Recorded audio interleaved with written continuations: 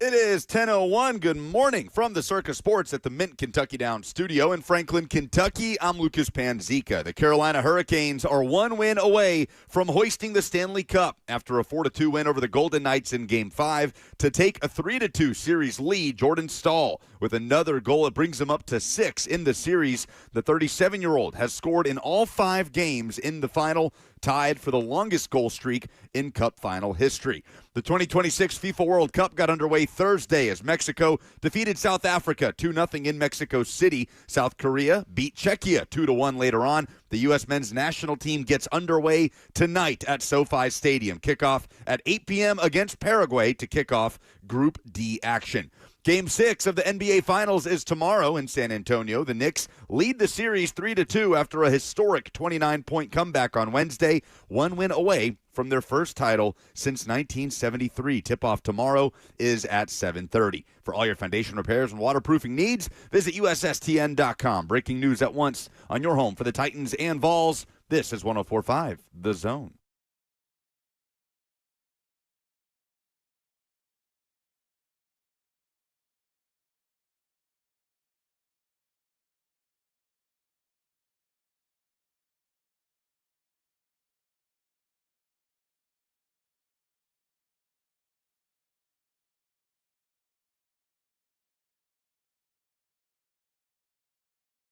Hello, good morning, and welcome on this beautiful Friday as we welcome you into Franklin, Kentucky, where we are broadcasting live from the Circus Sportsbook at the Mint Kentucky Downs studio. Lucas Panzica and Robert Walsh with you. Kirby is here. We are here until 1 o'clock. We are fueled by Hattie B's Hot Chicken, and there is much to discuss. There is consternation about Cam Ward's OTA performances for us to overreact to. We'll hear from Robert Saleh. The World Cup got underway yesterday. The Stanley Cup final, the NBA finals are on the cusp of being decided.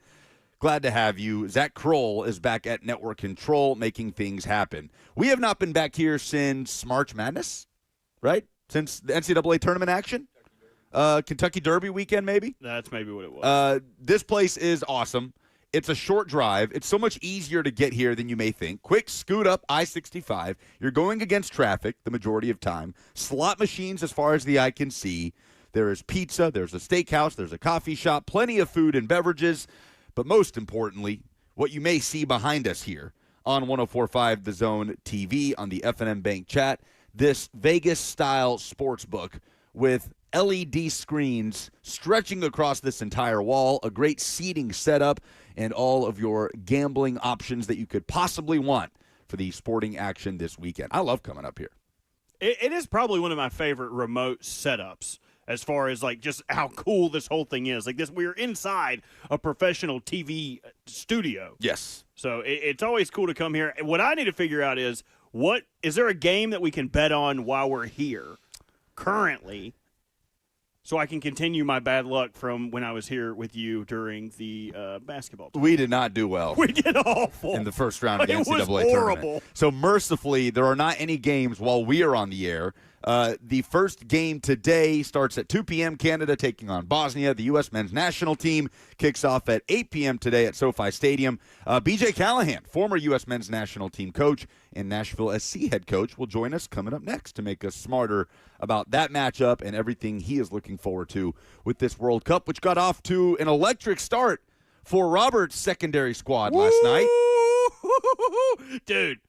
They were electric. I mean, it started off kind of a A snoozer. little sleepy in the first half. It gave me plenty of time to make bathroom breaks, smoke breaks, snack breaks, all the breaks that you need along the way. But it was electric when we got into the nitty-gritty. I mean, all I needed to see, I missed this graphic that you told me about this morning. I did not see that. But I was excited to know that despite the height difference, despite everything stacked in their way, South Korea came out on top. They did. 2 goals, late. What's their names? Say their names again. 2-1. The goals by Hwang In-byum. Hwang In-byum, that's my dude. And Oh Hyun-gyu. Oh, my Hyung-gyu. Dude, they were on fire. I can't wait. And now they get to match up against stinky South Africa, right? Yeah, South Africa did not put on a great showing. They were bad. They were bad. The electric atmosphere was on full display in Mexico City as Mexico won the opener. 2-0 was the final. Red cards everywhere. For context, the 2022 World Cup in its entirety had 4 red cards in Qatar.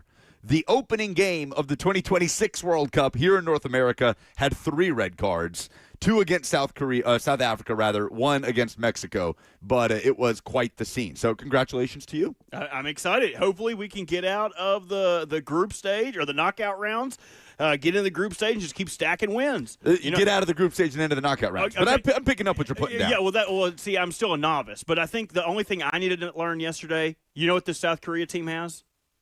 Soul. They have soul. Damn right. They do have that. It's been so cool to see the Korean fans in Mexico blending with all the fans there, drinking tequila outside of the stadium. This blend of cultures that will be under the spotlight for the next 5 weeks. What is like the Korean national drink? What do they drink? That's a great question. Like, do they like tequila? You think? Do you think they like what do they usually? Soju. Yeah, soju. You ever had soju? I haven't. Is that the? It's delicious. It's in that little like green glass bottle. It's like rice wine. No, that's sake. Sake. Yeah. See, I love sake. Soju is made from rice. It is a spirit made from rice, but you can find it at almost any Asian restaurant. You can find it at any of your Asian grocery stores. It is a delicious drink. So, yeah, you and I should share a bottle of soju sometime to watch the South Korean. Remind us why South Korea is your secondary team? My dad was stationed in South Korea when he was in the Air Force, and Yes. he told me that if he would have been stationed there like 6 months longer, I would have been a small Korean boy instead of the ginger boy you see in front of you Instead today. of the massive, the peak physical male condition that you see in front of you today. That sounds a little bit better than massive. But I would have rather you just been like, than the fat ass you are now. You would have been a taut Korean child. Carolina Hurricanes, another one of your hometown squads. Sound the siren.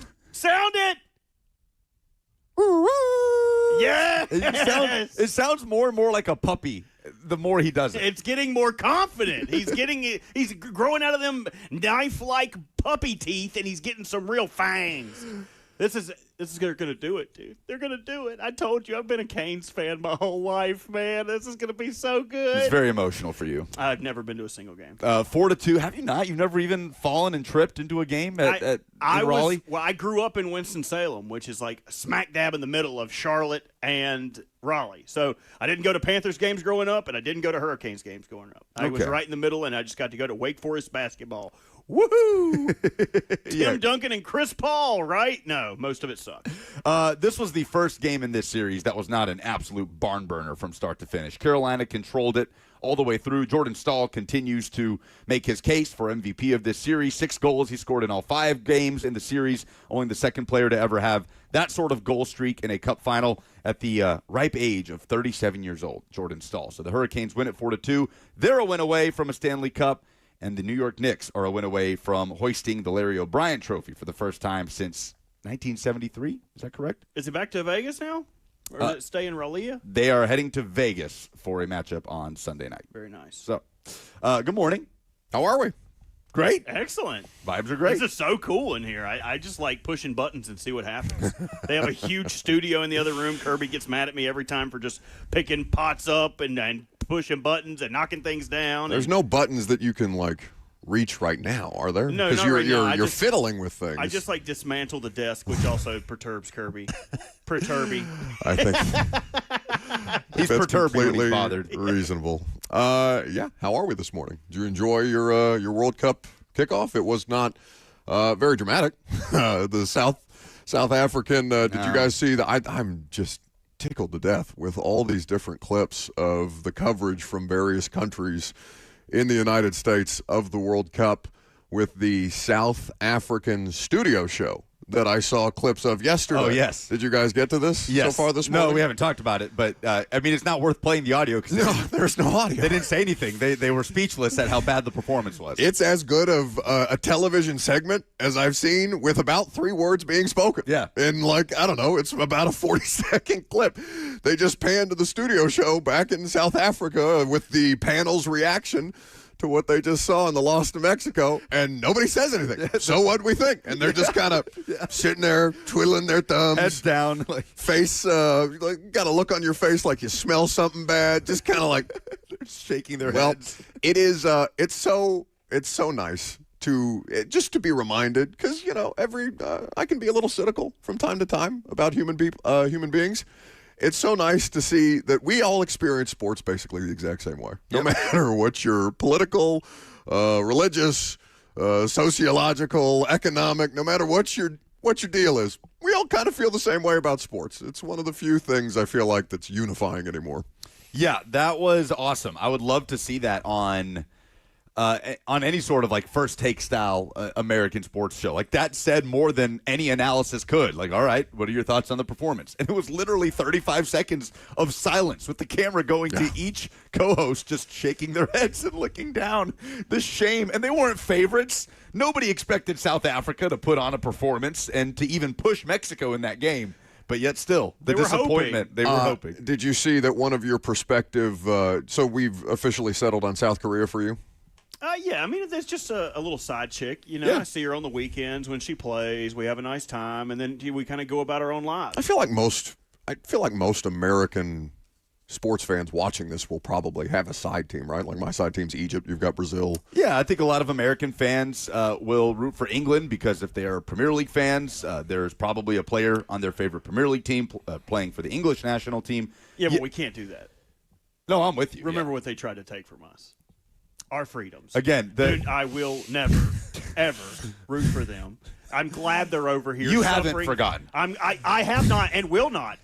Every time I go to Boston, I taste the tea like sea. Just salty from all those English tears. Are you going to watch this UFC America 250 on the White House lawn? You bet your sweet bippy. I hope the Queen's watching. I hope the princes and the kings and the paupers and everybody else that's in their oligarchy, hierarchy kind of thing over there. I hope they're all watching. Buddy. And you see what it's like when a real country puts on a sporting event. It's not going to be tea and crumpets, buddy. Great spot to watch it right here. Oh, excellent, man. I wish I could bring the camera out there and just show you. For everything from the sports book where you put your bets in, the seating, the food, everything over here is top-notch. You would be hard-pressed to find a better place to accommodate all of your betting and sports viewing needs. 615-737-1045 is the number. Obviously, we're going to talk a great deal of World Cup today. Lucas is going to talk to B.J. Callahan, Nashville SC's coach, here in the next segment and preview the United States game, of which you will be hosting a watch party for tonight, yes? Yeah, we'll be at Geodis Park. It's totally free to the public. There will be a ton of Nashville soccer fans there. Huge screen in the Publix Plaza right outside of the stadium, but the concourse will be open for fans. There will be games, concessions, beer vendors. Bring a lawn chair, and let's see how the U.S. kicks this thing off. Bring a lawn chair is a good note. I did not know to bring a lawn chair. I was about to bring nothing. I was just going to show up. Yeah. Me and Cheyenne are going. Do that. We're going tonight, by the way, but not for you. That's okay. Not to see you. I want to see Lorenzo is the reason I'm going. Your dad's going to go. Lorenzo will be in town, yes. Excellent. He is off to Italy next weekend to see his mama on her birthday. And that's not how they say it. No. How do they say? Is it Nona? No, she's my nonna because she's my grandmother. Okay. I like Nona. But she's his mama. If I still had a grandma, I would submit a request to just start calling her Nona. That's what our buddy Preston Pope named his cat, because they had an experience with an Italian family. Yeah. And I can't remember the connection exactly. It's a great name. They did some trip. He and his lovely wife Candler, of course, did some trip together, and there was some kind of attachment to a friend's Italian grandmother who cooked for them on this entire trip. I think they went to Canada, maybe. It was like a trip to Canada, yes. But the family's Italian. So they came back, and I can't remember how the cat ended up, why the cat ended up being Nona's namesake, but the cat's name's Nona. It's up there with 1 and 2. I feel like 1 is Nona, and 2 is Babushka. Those are both killer. I had Mimi and Mamaw. That's what you called your grandma? Oh, I have a Mamaw. Or I had a Mamaw. Yeah, R.I.P. Mamaw. Shout out Mamaw. We love you, Mamaw. Grant's still hanging on. Shout out Grant. You just turned 90. To your thing about the English national team, you all have seen this issue they're having. Oh, they're sweating bullets, and not because of the competition.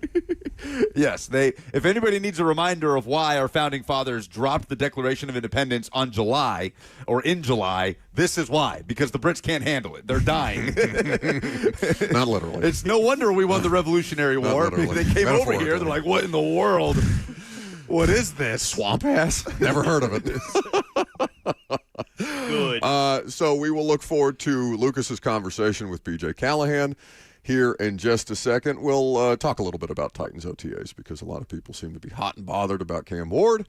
And so I'm sure that will take up a little bit of oxygen today. We are broadcasting live at the Circa Sportsbook here in Franklin, Kentucky. It's a great spot. They've got a wonderful studio for us to hang out in. We're going to be back here at some point in the near future. Kirby said Thursday. Next Thursday. Okay, so we will be back here next Thursday. A great place for you to take in all of the great sporting events happening in the summer sports calendar, Robert. Such a wonderful time to be here at Circa Sports. You would agree? Don't do that. Don't It's push a his wonderful buttons. place. Yeah, push me away. To watch all of look just at this. just Golf, push me away. NBA, baseball, World Cup soon. He's having a great What time. a delight the summer sports calendar is. Now you're just trying to poke him. Well, yeah, I got to bother some people at some point. We will have Lucas's conversation with BJ Callahan next.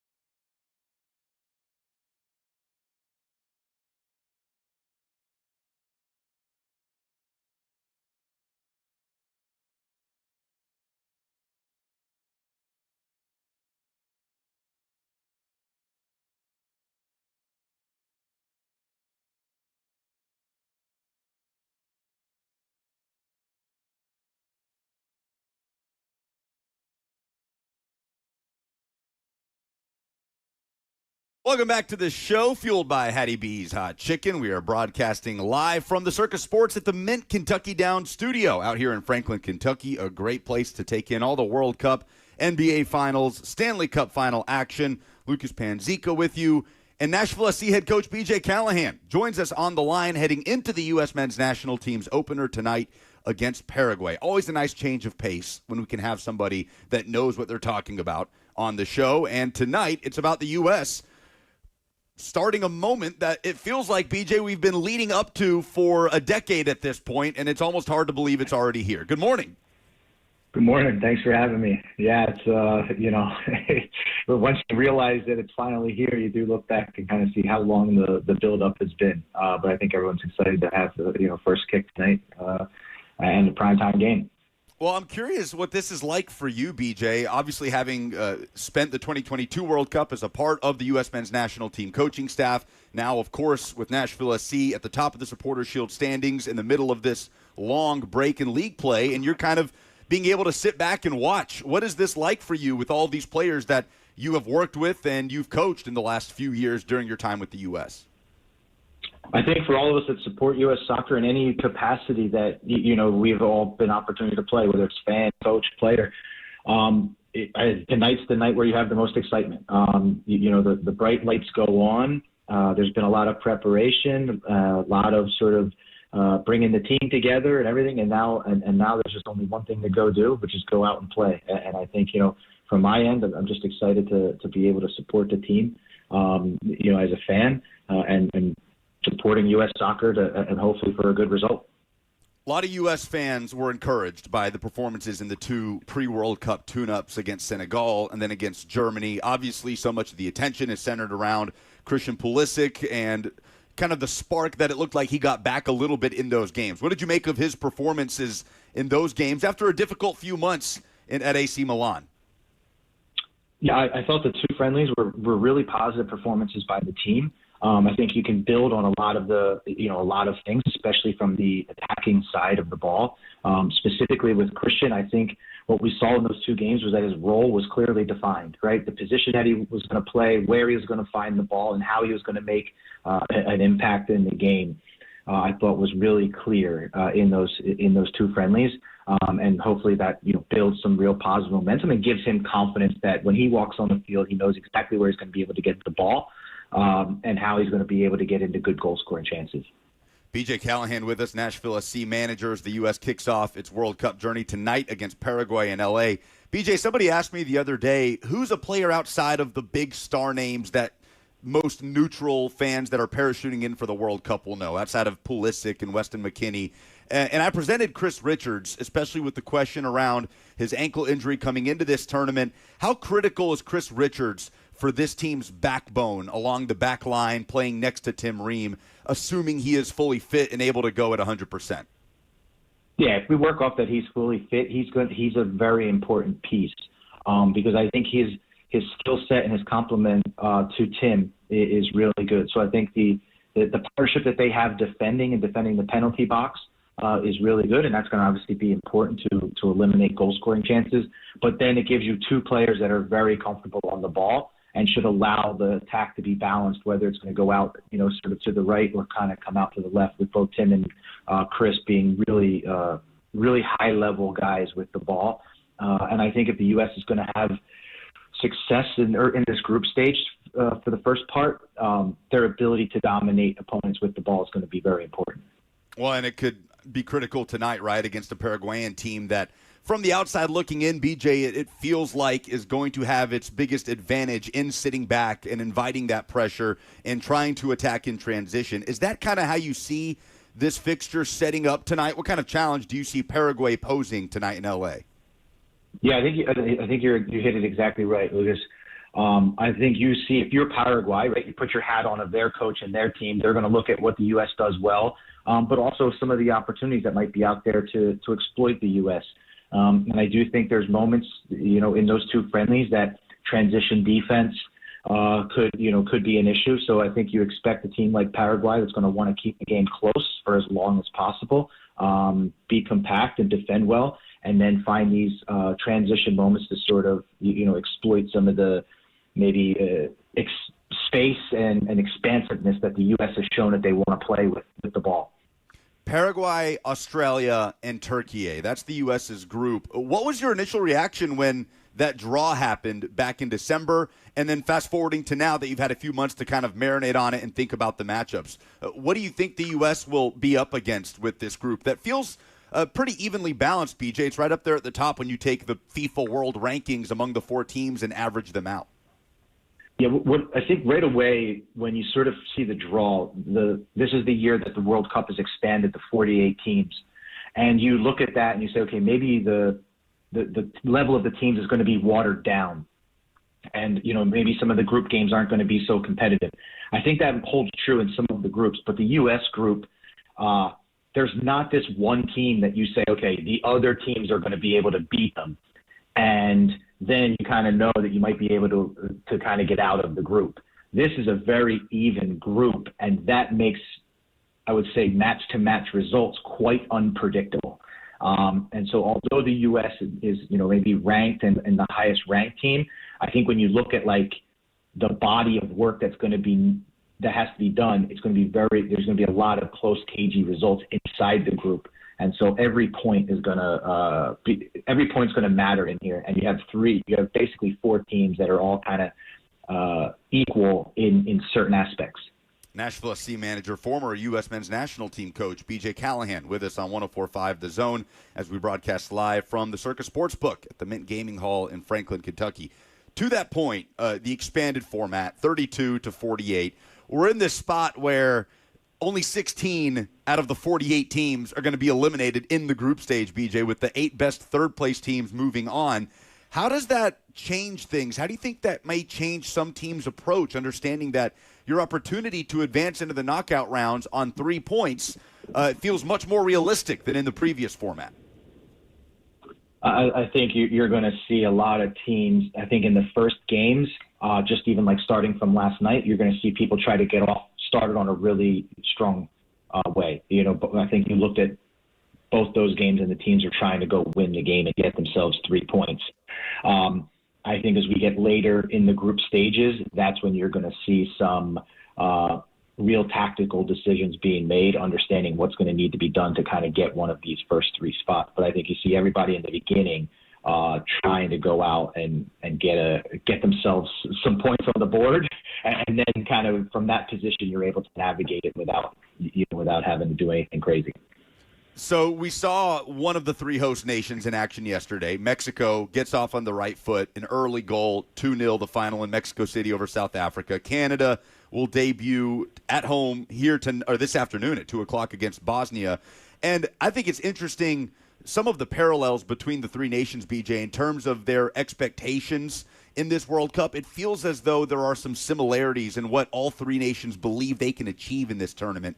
What do you make of the other 2 hosts, Mexico and Canada, coming into this thing? I mean, I think last night you saw just the passion of the Mexican fan base. Even the players talking about that, it just was to a level that no one's ever seen before, and that's what the World Cup does. And I think that's what the World Cup brings out of the whole country when everyone unites. Whether it doesn't matter who you support from a club side, everyone comes and gets behind it. And I think that's what we're going to see from the 3 host countries. But at the same time, I think each host country believes, because it's on home soil and everything that's going into it and the support that you're getting and the familiarity of the surroundings, that each home country wants to make it to the furthest part of in their World Cup history. I think it can be a history-making World Cup for each of these countries, and it should be. BJ Callahan with us on 104.5 The Zone. Outside of the U.S., is there a squad in particular that you as a coach and as a soccer fan particularly enjoy watching that you're going to have as appointment television when their game comes on this week? It's interesting. I don't think it's one team. I think there's some teams that have very clear ideas on what they try to do, and those are the ones I like to really watch. So, and it probably doesn't come as a surprise to some of those teams, but when you look at a team with the ball, you love to look at guys like Spain, who just kind of have so many different ways to hurt you. So I always try to watch their games. I'd be remiss if I didn't say I think Japan, and I said this before, even when we knew Japan was going to be using Nashville SC's training facility, is they're just so well drilled and so well coached that I think you can take a lot away from them. I think Germany's another team that I really have a lot of respect for, and kind of the different ideas that they do. And then, listen, I'll throw in the final one, because if anybody just loves the sport, you just watch Brazil, because the individual talent and the flair and the artistic side of the game that they play with is just great. And I feel like you can just watch their games with a smile on your face the whole time. Yes, there will be a smile on the face of a lot of Brazilians until there's not, BJ. It's been the case for the last 24 years. The pressure is on for Carlo Ancelotti in that group. But you bring up the Japanese squad being in Nashville, and I feel like a lot of Nashville soccer fans may adopt Japan as maybe a second team. A lot of the fans that went out to that open practice at Geodis the other day, and they're going to have to hit the ground running with their introduction to this tournament, playing the Netherlands on Sunday afternoon. But what has your experience been with the Japanese squad and just hosting them over the course of the last few weeks and throughout the course of this tournament?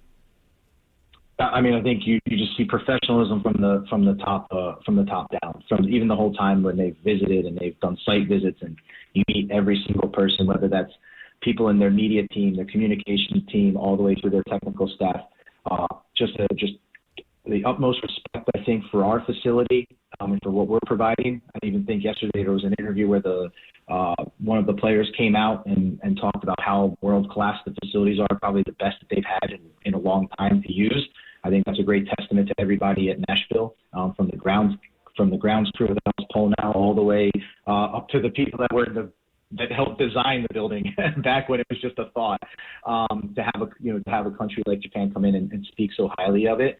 But I think it varies what Nashville works at. We pride ourselves in having the highest level of professionalism each and every day. And I think it's a great connection and marriage to Japan, who, from all of our experiences so far, have operated at a really top level. One Nashville SC player is representing the club at this World Cup, Ahmed Kasim, who switched his international allegiance from Sweden to Iraq a few weeks ago. He ends up making the final cut for the Iraqi national team in its first World Cup since 1986. And they get placed in what's been dubbed the group of death, right? Norway, France, Senegal. It will be a tall mountain to climb. But what has that been like for you to watch Ahmed in that decision process and ultimately to get to represent the country of his mother's birth starting this week? Sure. I think it starts with a decision-making piece. But again, I think in this sport, in our profession, things change really quick, and your life can change really quick. And I think, Ahmed was able to kind of come to that decision that, the opportunity to play in a World Cup and play on the world stage is it's just too difficult to turn away when you have that chance. And then you sort of see him flip the page. Once that decision is made, just the amount of work and commitment that he's put in, been able to keep in touch with him kind of through their training camps. And you can just tell that there's a great sense of pride and excitement. And I do agree that it's a very difficult group, but just like we spoke about earlier, you might not be the favorite to win the group, but if you can get one result inside that group and get a third place finish, you can advance, and then it becomes knockout, and anything can happen in a knockout game, right? Whether it goes to penalties or anything like that. So, just a great opportunity for him. And again, for us in Nashville, another team that we can kind of tune in and root for. BJ Callahan with us. One last thing, BJ, before we let you go. 7 weeks off between your last MLS game and then when it picks back up following the World Cup break. You're spending those 7 weeks at the top of the MLS standings, and I know you get the opportunity to sit back and watch the competition as a fan like the rest of us, but what else is happening right now in the building? How are you guys kind of spending this time as a coaching staff while the players have their mandated 3 weeks off? So I think we sort of spent it in three buckets. The first one was kind of taking an audit and a reflection on the first part of the season and looking at things that in the beginning of the year, in the beginning of the preseason, what we wanted to set out and do and the areas that we wanted to improve. And I think we took that chance to audit, are we doing those things? And are we successful at them or not? And what areas that we need to improve? And I think that took us to the second bucket, which was now really trying to map out a really detailed plan individually and collectively on how we're going to improve the group through the sort of the next training block, so that when we resume play, we're at we're at our best. And then the third bucket is to take a little bit of rest, mentally disconnect, get around everybody's families and kind of just take a small get away from the game a little bit for a mental refresh. But I know we start practice back here on Monday, and everyone kind of itching, ready to go. But the focus will be to continue to build on the things that we do well, but we do have to be focused on continuing to improve and evolve this, our team, to make sure that in the most important time of the year, we show up when it matters most. July 17th, Nashville SC's first game back after the World Cup break, but plenty of action between now and then for the entire world to have eyeballs on here in North America. BJ, enjoy the games. Appreciate the time, and I'm sure we'll catch up soon. Great. Thanks for having me, guys. Enjoy the World Cup. Same to you. BJ Callahan, Nashville SC manager, former U.S. men's national team coach, with us on 104.5 The Zone. There will be a watch party tonight out at Geoda's, free to the public, as the U.S. takes on Paraguay. Appreciate BJ's time. What did we learn? I learned that he said something about the finish being in top 3, so that's nice. No. I can understand the confusion. No, Finland is not in this World Cup. Oh. In fact. Why would he bring them up then? Why would he elicit their names, What did you learn? I learned that BJ Callahan knows his stuff. Yes. Yes. Not much better of a World Cup preview than you could do than that. So Lucas's watch, well, not Lucas's watch party, the U.S. Definitely not my watch It's the Panzika watch party. The Panzika watch party. Show up for them cheeks, baby. There will be multiple Panzikas there. Okay, a multiple. Yes. There's a fan. Okay, they coming. Oh, look at you. It's going to be a proud family moment tonight. It's That's just delightful. Lorenzo. Oh, so it's just the two of you. Yeah, just my dad. Oh, okay. I thought this was like a whole thing. Like, let's go see our boy do something. No, there are currently 3 Panzikas inside of the United States.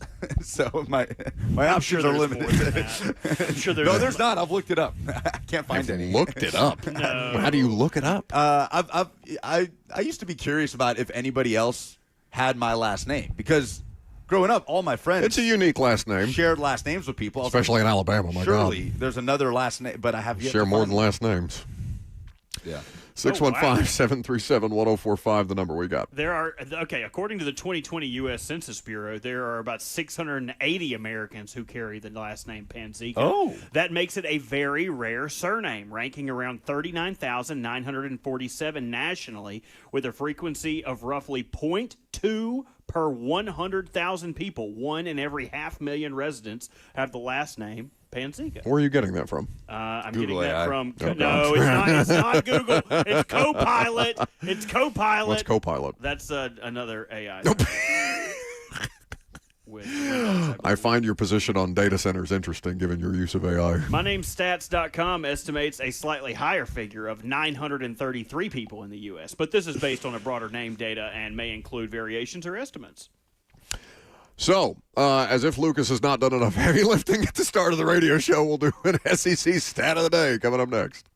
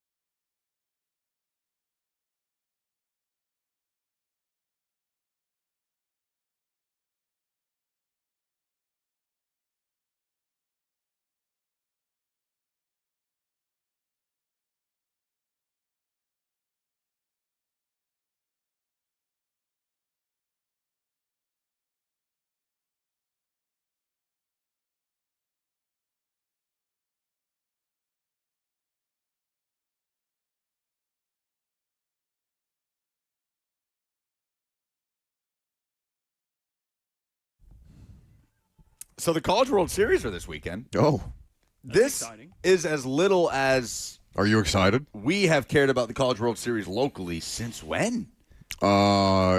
Every year that you and I have done the radio show, we have had at least some level of dedicated College World Series, Tennessee or Vanderbilt discussion. Every year, man. Yeah. And the SEC is Sounded like Goofy basically on that. making the College. What was going on there? That I'll get the pizza right over there at Pie Rollers and complete the Goofy movie setup. Oh, do they have? I bet that place does. It's that good pizza. That looks like a place that would have the kind of pizza from Goofy. Oh movie. yeah, that gooey pulley cheese. Ooey gooey. The College World Series is basically an SEC invitational this year. Robert, how do you feel about that? Okay, SEC teams, SEC Invitational. But, okay, so Tennessee's in it, obviously. No, Oh. they're not. Vanderbilt? No, Oh, Vanderbilt's not Vanderbilt. LSU? No. Oh, okay. They're not. Alabama? Yes. Oh, Alabama hey, we in. got one. Bama plays Oklahoma. You guys got one in there. Yeah, good for you guys. It's always nice to see an upstart conference like that really just show out. Well, Robert, I think that we have to let them have something, right? Like we've taken basketball from them, we've taken football from them, the respective ACC that you represent and Big Ten that I represent. So, as you know, the respective conference of champions, because that used to be the Pac-12, Yes, but that has since RIP. been disbanded. Yes, of course. So we have to give the SEC something. The SEC's down bad. They're fighting amongst themselves. They're the only entity that I feel like hasn't put out a Brendan Sorsby statement. They're like, we'll haven't said anything. we'll let the rest of you play this out before we wade into the fray. Now we got to let them have something, so we'll let them have the College World Series. Well, they currently have 6 out of the 8 teams in the College World Series. Oklahoma plays Bama Saturday. Texas plays Georgia Saturday. And then Ole Miss will face North Carolina. And so you got a couple ACC representatives there. God, I wish it was literally anyone but them. And then West Virginia will play against the Troy Trojans, who made their way to Omaha for the first time in program history. The SEC is looking to continue a streak of 6 straight years with national champs out of the SEC. Of course, 2 of those 6 belong to Tennessee and Vanderbilt, 1 each. The SEC has won national titles in 7 of the last 8 years. LSU has 2 of those as well, and they are looking to keep that going. The College World Series action starts right at 1 o'clock today with Troy and West Virginia in Omaha. But it is crazy that 365 days ago, you could call the state of Tennessee like the mecca of college baseball, and now they're both out of it. Vanderbilt doesn't get to the postseason for the first time in 19 years. Tennessee gets bounced 2 and done, losing to Roberts ECU Pirates and VCU in the Chapel Hill Regional. And Josh Elander fires his pitching coach, making some tweaks and changes after a year 1 that was fine, got to the postseason, but obviously will not ultimately be good enough to uphold any sort of standard that Tony V set. And you wonder if it was a flash in the pan. Who am I to say that the Tim Corbin era at Vanderbilt, is done and dusted? But Josh Elander has yet to prove that he can hold Tennessee to those lofty standards that Tony set very, very quickly. So it is kind of crazy. It felt like we were on a path where for the next decade, Tennessee and Vanderbilt were going to be ruling the roost in college baseball, and now they're on the outside looking in. One thing you have to give Josh Elander credit for is his eye for talent, because you noted he fired his pitching coach. You saw who they hired. ECU's pitching coach. That's right. Oh, we didn't even talk about so this. you realize that you guys are cannibalizing the smaller guys because you didn't have enough talent within your ranks to get your pitchers up to snuff. Because famously, in the game that ended Tennessee's even hopes and dreams, they had a chance to fight out of it, but they were really never going to because they didn't play their best players in that game like ECU did. They now they have a chance to really get their pitching where it needs to be by hiring a pitching coach from the American. Congratulations to you guys, and I appreciate you picking on the little guy. We also lost our hitting coach for what it's worth. Might as well just steal our players next. It'd just be like your football program. Yeah, a feeder. 16 Power 4 transfers. A feeder system indeed. So, yeah, to your point, I mean, you and I have never done this little on the College World Series, for sure. And, Not that we were ever any good at it. Well, we didn't have to be. All we had to do was watch Tennessee and Vanderbilt be good at it and talk about the good things that they did. And it wasn't even necessarily like, we've never necessarily been about doing previews. I don't like doing previews necessarily, and certainly not baseball. but Tennessee was polarizing. There was always a level of back and forth between them. Like there's no Josh Elander, Tim Corbin chirping, is there? Not that anybody cares about. Vitello and Corbin is a little bit of a different dynamic, and maybe Elander will become that. I don't know. I don't think he's trying to be Tony Vitello. I think that's a tough thing to try and navigate in your first year on that job. So there were a lot of, it was about the baseball because the baseball was obviously good, but there were a bunch of larger themes around Tennessee and the opportunity for a national championship, which they obviously obtained, and then competing not quietly with Vanderbilt in the state as to who could become the more prominent program over an extended period of time. Then Vitello left. And so now it feels like it's just in a different place. Maybe it'll get back there someday. Let me see real quick where San Francisco is right now in the Major League Baseball standings. They can't be good, right? I don't think it's been a great experience. The Giants are currently fourth in the NL West. They are 28-41. So Tony is having a bit of an introduction. It's been a while since he was on the losing side in that regard. In other SEC news, Florida is planning the most expensive stadium renovation in college football history, a $1.45 billion with a B dollar overhaul of Ben Hill Griffin Stadium that school officials believe will nearly double annual revenue from their, quote, $75 million ATM machine. I guess that is what Ben Hill Griffin Stadium, a.k.a. the Swamp, has been dubbed. So they're going to completely overhaul this thing. And otherwise, things have been quiet on the SEC landscape, notably quiet, in my opinion, in the wake of the Brendan Sorsby thing. I am frankly surprised that we have not seen a statement from Greg Sankey. Meanwhile, Brett Yormark is getting it from all angles. What's the rush? I don't know. I mean, this is just the type of thing that we would hear from Sankey on. And he's been quiet on it. Brett Yormark has not been quiet. He also hasn't really said anything. But he's also getting it from every angle. We talked about this yesterday. The Texas Attorney General has threatened legal action against the Big 12 if they dare to sanction Texas Tech in any way. Yeah. If Greg Sankey put out a Yormark-like statement where it's a bunch of words, but it doesn't. Well, no, I think Greg Sankey would say something in his statement, like how bad this is for the sport and how vehemently the SEC opposes this ruling. If he felt that way, do you think it would be out there immediately? I mean, I believe he feels that way. I don't know why it's not out Based on? I'm just asking you. Yeah, you're right. You got a good point. Greg Sankey probably believes that players should be able to gamble on college football and also play college football. I'm not saying that. But I'm saying if the guy takes it's cut and dry to the vast majority of America. If Greg Sankey, who is there with representatives who have a bunch of different vested interests and a bunch of different things, and there's conflict, some level of conflict, amongst his membership on what the statement from the conference should be, or if there's some level of dissenting opinion, why doesn't it make sense for Greg Sankey to wait until they have? I'm just saying I think it's more notable that he hasn't said anything. Yeah. Because I think they're trying to figure out, okay, what exactly do we want to say on this? If it was as simple as what you're just describing, he'd be out there with a statement.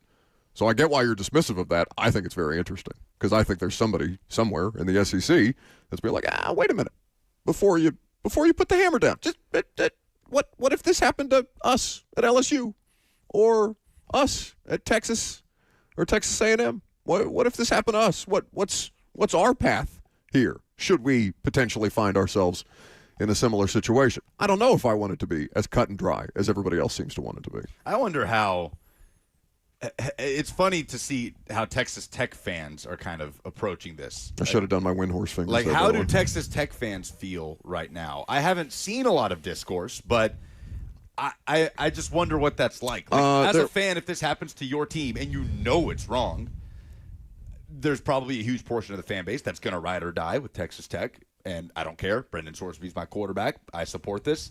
And I'm sure there's a portion of Texas Tech fans that are also like, no, this is rotten for the sport of college football. But it's quite the conflict there. We don't know the percentages. I saw one of their – do.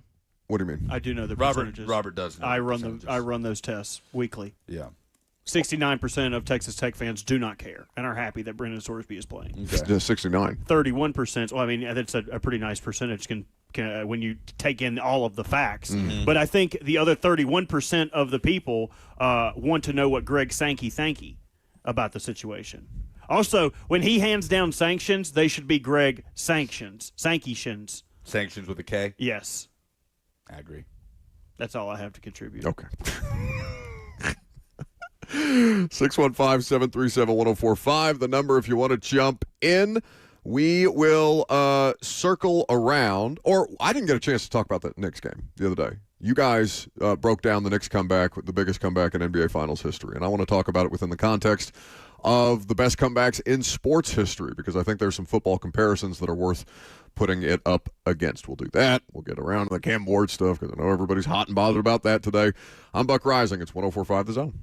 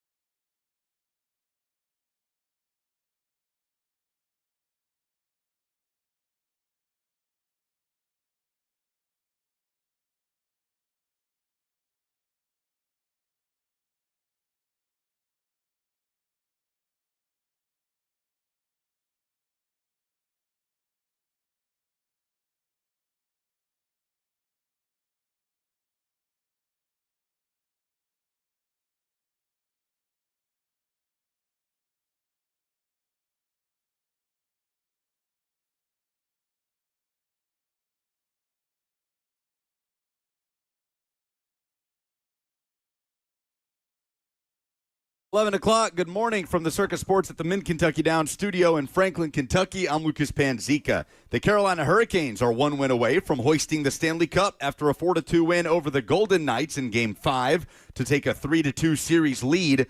Jordan Stahl with a goal to bring him up to 6 in the series. The 37-year-old has scored in all 5 games in the final, tied for the longest goal streak in Cup final history. The 2026 FIFA World Cup got underway Thursday as Mexico defeated South Africa 2-0 in Mexico City. South Korea beat Czechia 2-1. The U.S. men's national team gets underway tonight at SoFi Stadium, kickoff at 8 against Paraguay to kick off Group D action. And Game 6 of the NBA Finals happens tomorrow in San Antonio. The Knicks lead the series 3-2 after a historic 29-point comeback on Wednesday, one win away from their first title since '73. Tip-off tomorrow at 7:30. For all your foundation repairs and waterproofing needs, visit USSTN.com. Breaking news at once in your home for the Titans and Vols. This is 104.5 The Zone.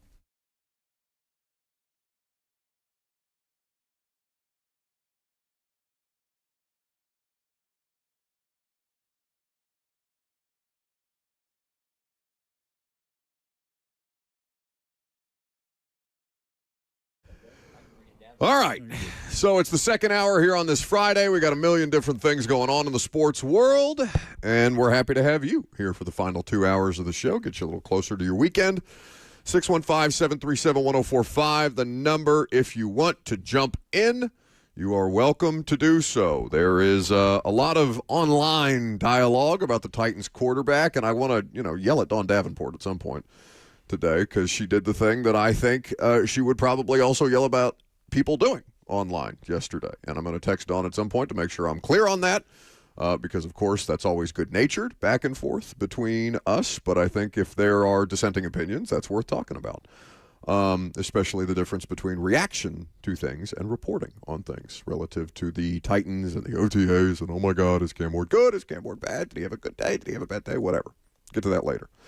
The NBA Finals, the Stanley Cup have been hugely compelling. That was probably of the entertainment value games that we have had so far in either the final or the finals, last night was the least entertaining game. Yeah, it was Carolina had it. First time that a game in the Stanley Cup final has not been like jaw-dropping action. Yeah, I might have missed this. Are you very excited about your Hurricanes? Oh, Zach, sound the siren. Sound it. Let Buck know. Show him your excitement.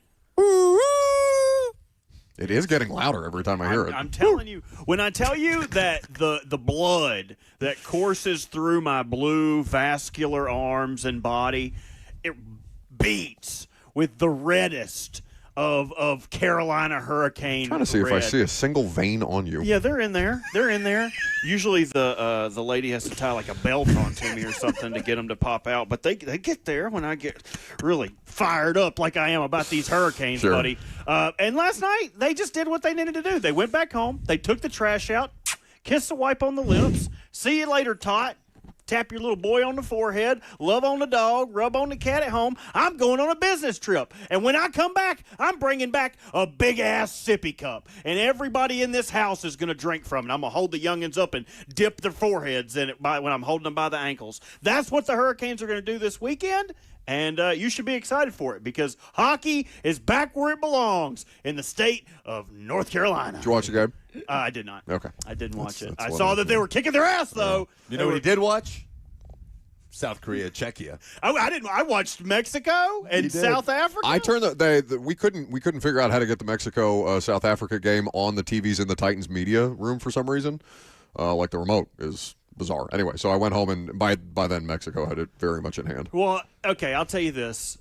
I have never been more. I want the red card action that happened in the Mexico-South Africa game to happen in every game. I want dudes getting in trouble for flopping. I want people just throwing their bodies around. I love the fact, and I've watched very little soccer in my life.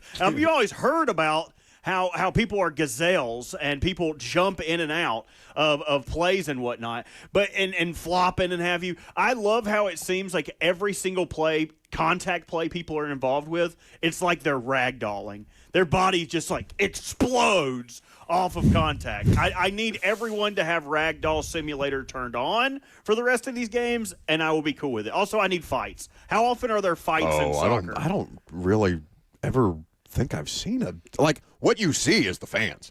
Like the fans can get violent on occasion. That's where the real violence happens, unfortunately. But the last time the U.S. They played Paraguay today. Last time the U.S. played Paraguay, it was in a friendly in November, and things got rough at the end of it. What is that? What does rough mean? They're saying obscenities to each other, or just like, "Hey, buddy, you got to slap fight." Yeah. So I have a rule proposal. I think one of the best. We should have done that across Lucas's face. That would have been a good visual. I'm pulling it up while you talk. I have a proposal. So I think one of the better parts about hockey is if you have a problem with another player, throw your gloves off and just get it over with. We're men. Let's squash it right now. Yes. I think soccer should be able to do that too, but with the same rules involved. So no arms, no hands. All you're allowed to do is kick. And that's going to – I feel like if you can just get somebody getting head kicked. That's the fight? Out, that's a hug. It was a coming together, let's say. Okay, a little bit. Okay. There's a little more juice. A little more juice. A couple of swings. Does anybody fall? Okay, we got people on the ground. It's a fight. There's a dog pile now. Yeah, once there's people on the ground. Hey. That's what I'm talking about. Okay, a little juice. Okay. I love. Okay.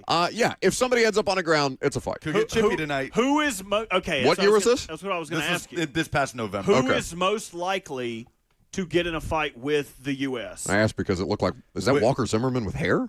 No, that's Tim Ream. Oh, okay. He does have the man bun. Out of this group, it would be Paraguay. I mean, Paraguay is going to sit deep. They're going to defend. They're going to try to hit on the break, but they're going to try to frustrate and get in the U.S.'s heads.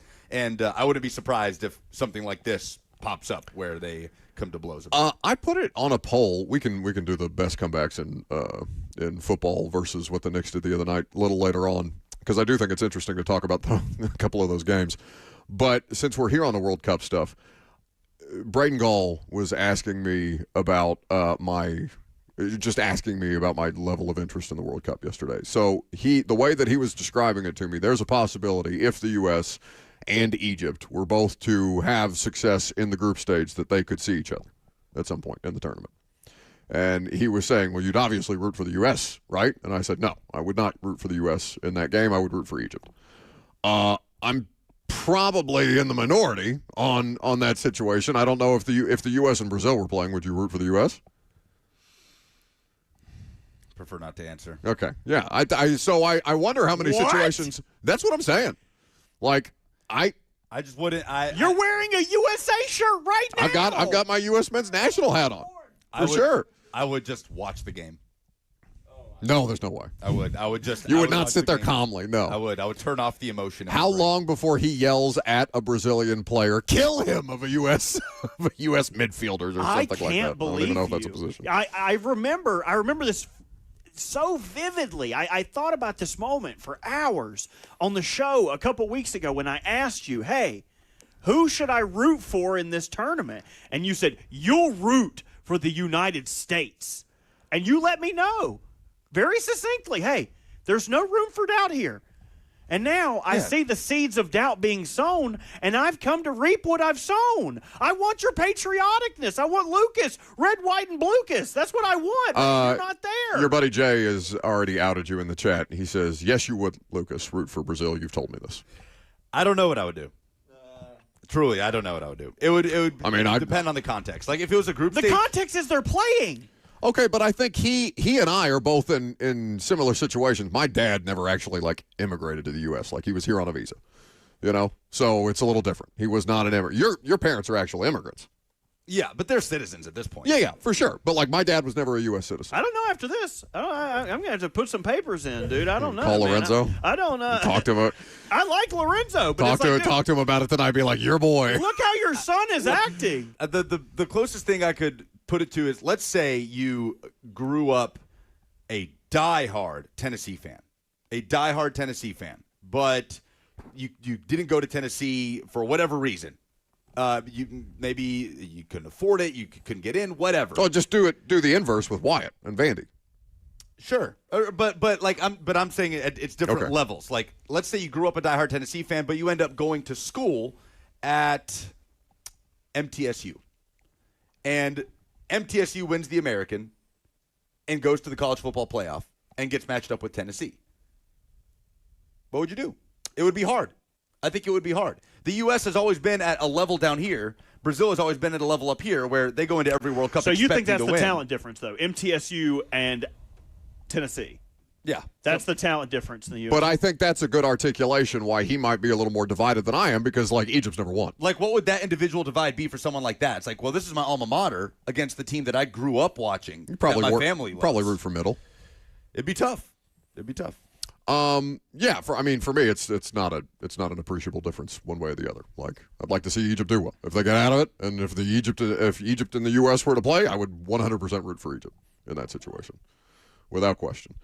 615-737-1045, the number if you were... Oh, okay, I think I mischaracterized it. He said you'd root for America surrounded by your friends because the USA has never won, Brazil has.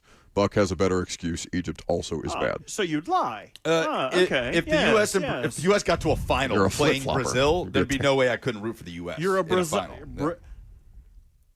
There's no way to do it. All right, I give up. Brazilier. That's what you are.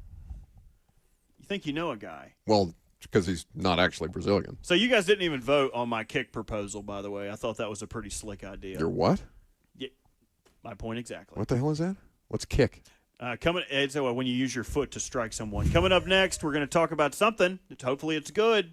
615-737-1045. What are we going to talk about? We got some quotes. Oh, okay. Yeah, there was some good insight there from Gunnar Helm and Mitch Trubisky. Since a lot of people want to talk about Cam Ward, I'm going to talk about things that actually matter at Titans practice next.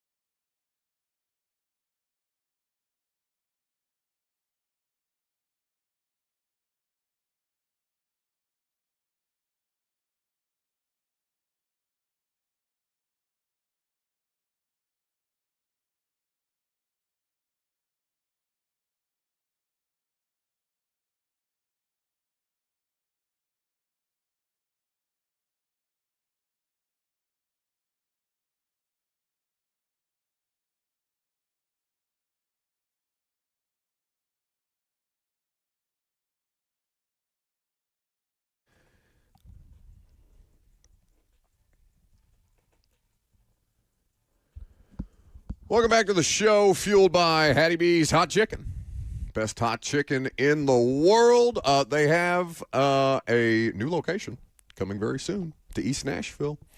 Very excited to be out there at some point for the new location in East Nashville. Lucas, you say you drive by it on a regular basis. There are some distinguishing features of this Hattie B's versus the other Hattie B's that we have frequented. Yeah, there's a really cool setup out back. There's a big outside area with string lights. Looks like a big TV setup back there that's kind of covered. And they're just putting the finishing touches on it. So, HattieB.com or download the app today. There were some things that came out of Titans practice yesterday. So what was the level of discourse on the radio show yesterday, if any, about practice? None. We ran Salah's press conference, and that was it. Okay, and there wasn't really anything out of Salah's press conference. Cordell Flott been out for a few weeks. And a misunderstanding on that, because I know Kaharski had incorrectly tweeted that Cordell Flott was not there, and he has been there. I've seen Cordell Flott not basically, every day that I've been out there, but he's just been working on the side. Was there any attention paid to the Salah questions about Cam? Because Cam has had not good practices more often than not this offseason. Yeah, I saw that clip making the rounds of Salah saying we have a really good quarterback. When I heard that, I didn't bat an eye on it. I was surprised to see that clip made the rounds. It's the coach saying he thinks his quarterback is good. Right. So I say that because the clip you saw, I'm sure, did also not include the follow-up, where he was asked about, so if Cam is going to become what you guys think he's going to become, did you hear this question as well? I think Easton asked the question. If Cam's going to become what you guys think he's going to become, what are the 2 or 3 traits that you would say he hangs his hat on, will hang his hat on? Like, what should Titans fans look at and be like, okay, that's my quarterback's superpower? And Salah paused and said, I'm not gonna get into that today. I'm still learning him. The pause was enough after another day of he was bad yesterday. Just wasn't a good day of practice. And that's fine. He had 2 bad team periods and one objectively good that you would consider in the 2-minute no huddle. That I think stands out a little bit after the fact, because it's like, okay, well, what is Cam Ward's superpower? And maybe that's something that's still a work in progress, as all of these things are still a work in progress. And maybe that's something that I don't have to know on June the 12th, but I do think it's interesting that the coach paused and then declined to name a thing that I think you could if it was how often do people glow about Stafford and the things that he does, and Burrow and the processing ability and the athletic accomplishments and skill, of course, of Lamar Jackson. And it's I'm not saying that there are other quarterbacks who you couldn't also put in this category that are good NFL quality quarterbacks, but there are some with superpowers, right? And so the idea is, okay, does Cam have a superpower right now? Will he at some point? I don't know. Maybe we'll figure it out. And if it boils down to, well, he's just tough. He's just tough as hell, because he is. I mean, I have said many times that I think his superpower is that he's just really tough out there, and he's taking a beating, and he's, I think, for the most part, had a good attitude about it, with some moments that I think Jeff Simmons has also pointed out throughout the course of his rookie season. That, to me, is a conversation. Okay, does Cam Ward today have a superpower? I don't know that we've ever talked about Cam Ward in that context. No. I don't think that was ever the discussion around Cam. And we're at a point now where there are elite NFL quarterbacks that do have those. Josh Allen has the arm, Joe Burrow with the accuracy, Lamar Jackson, the elusiveness. What is happening on my phone? It's transcribing our entire text conversation. Have you seen that before? You probably hit a button, hit the voice memo That's button. Concerning. There really is their phone listening all the time. Well, That's kind of crazy. They're listening. Just transcribe the whole segment. So it's like,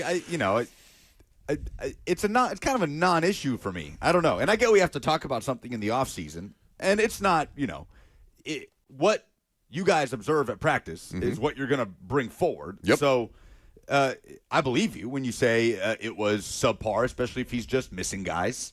It doesn't matter what they're asking him or not asking him to do. If he's and it wasn't just guys. that. Like, there were he objectively has a hard time hitting Tajay Sharp on these screens. Tajay Spears. Damn it. How long has Tajay Sharp been gone several for? years.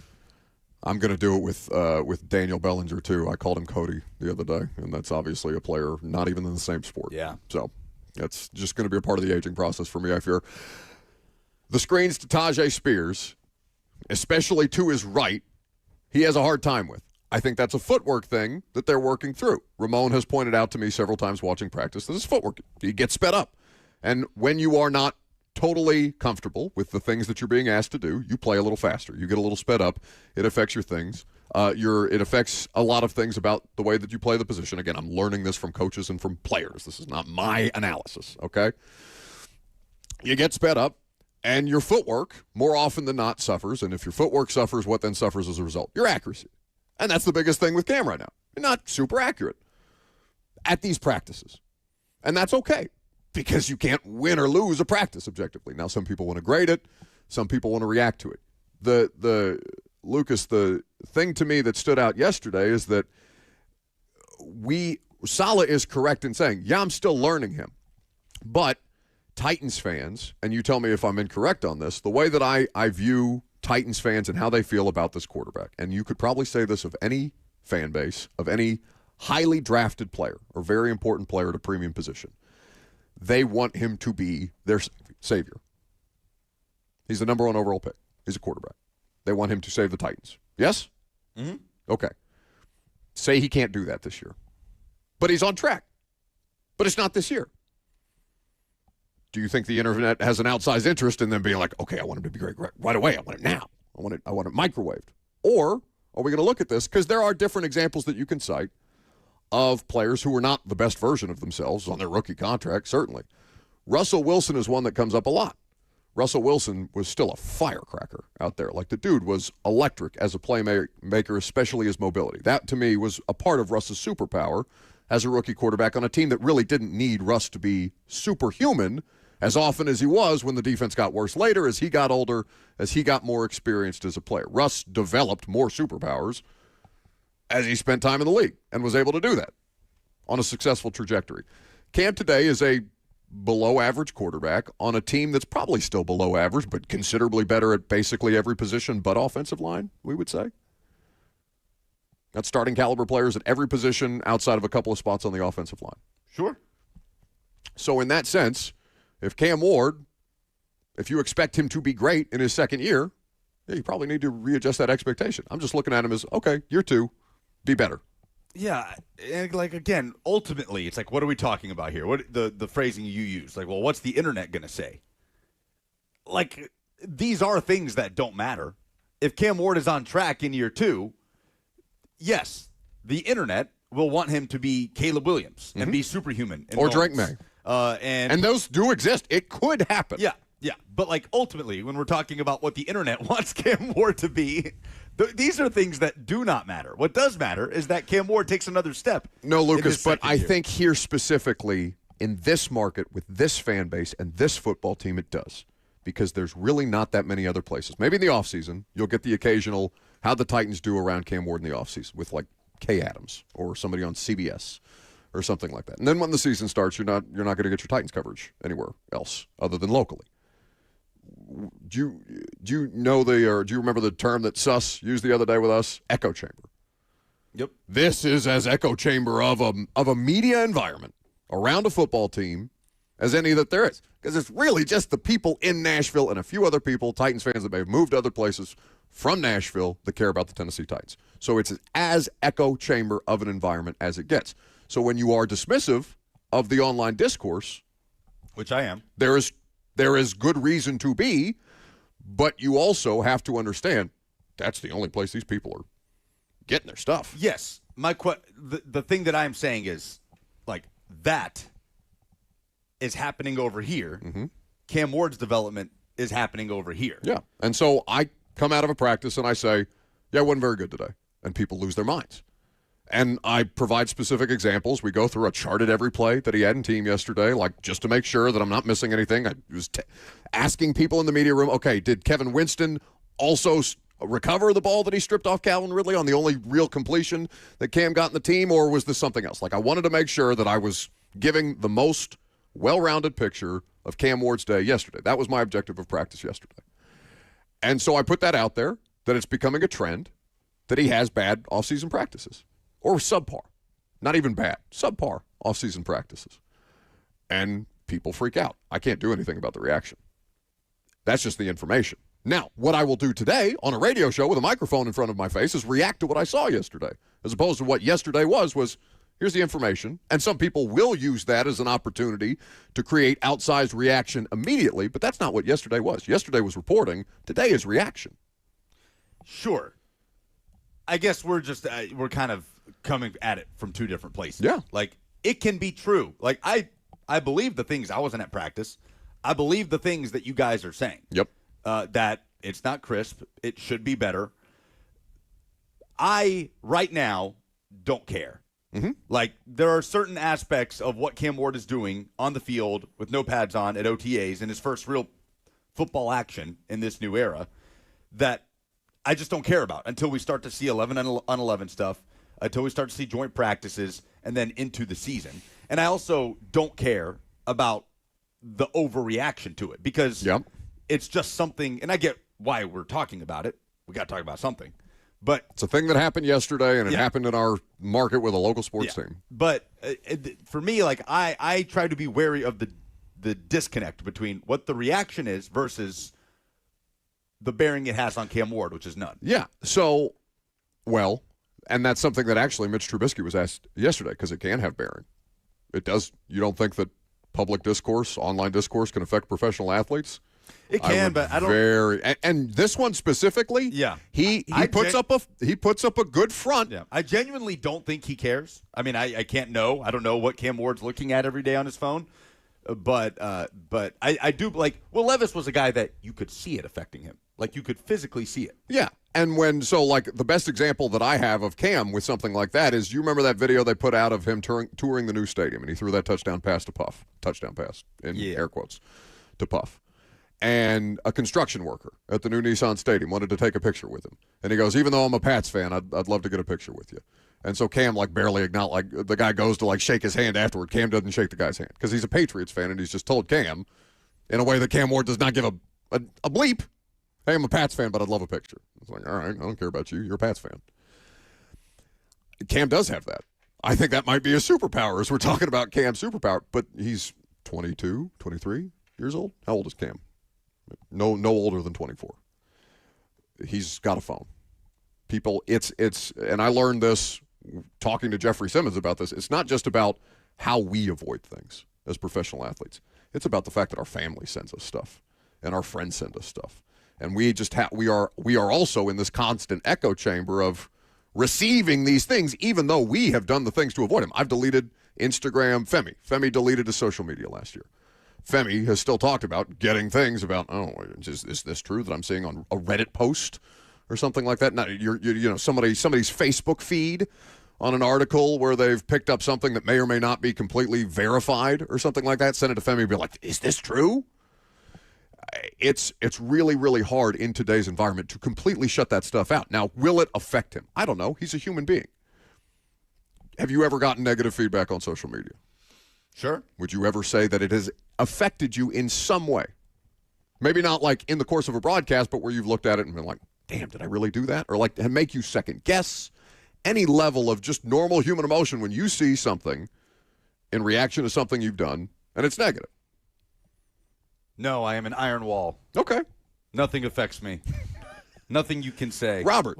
Well, I've never gotten criticism before. Everyone's a big fan of everything that I do. So I think the both of you, we could find days where you're overly interacting with the chat because you've seen something that you feel compelled to respond to. Yeah, but we, the three of us, like, Lucas, are pathetic like that. How many times do you assume that people running sports organizations are more competent and operate at a higher level than a normal human being and see them do things that sure, I'm asking what your does? point is. I guess. My point is that this stuff can affect you.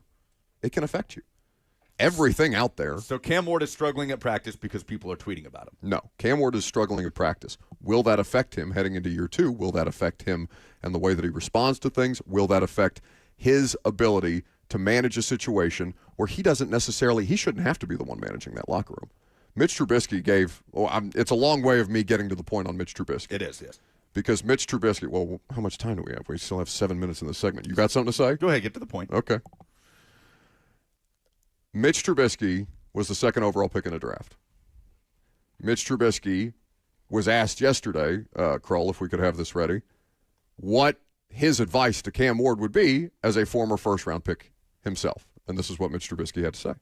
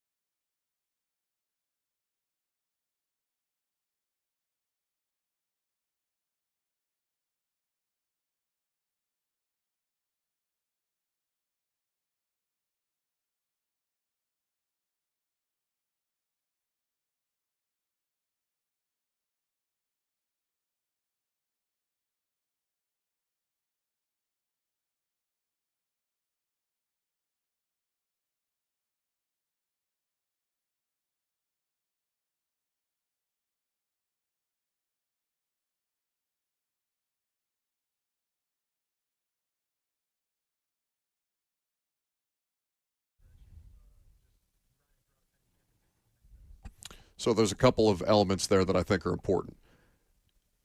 You are saying, you specifically, your experience, Lucas, as a Titans fan, is that you don't care about this stuff right now. I'm not out at OTAs for you, right?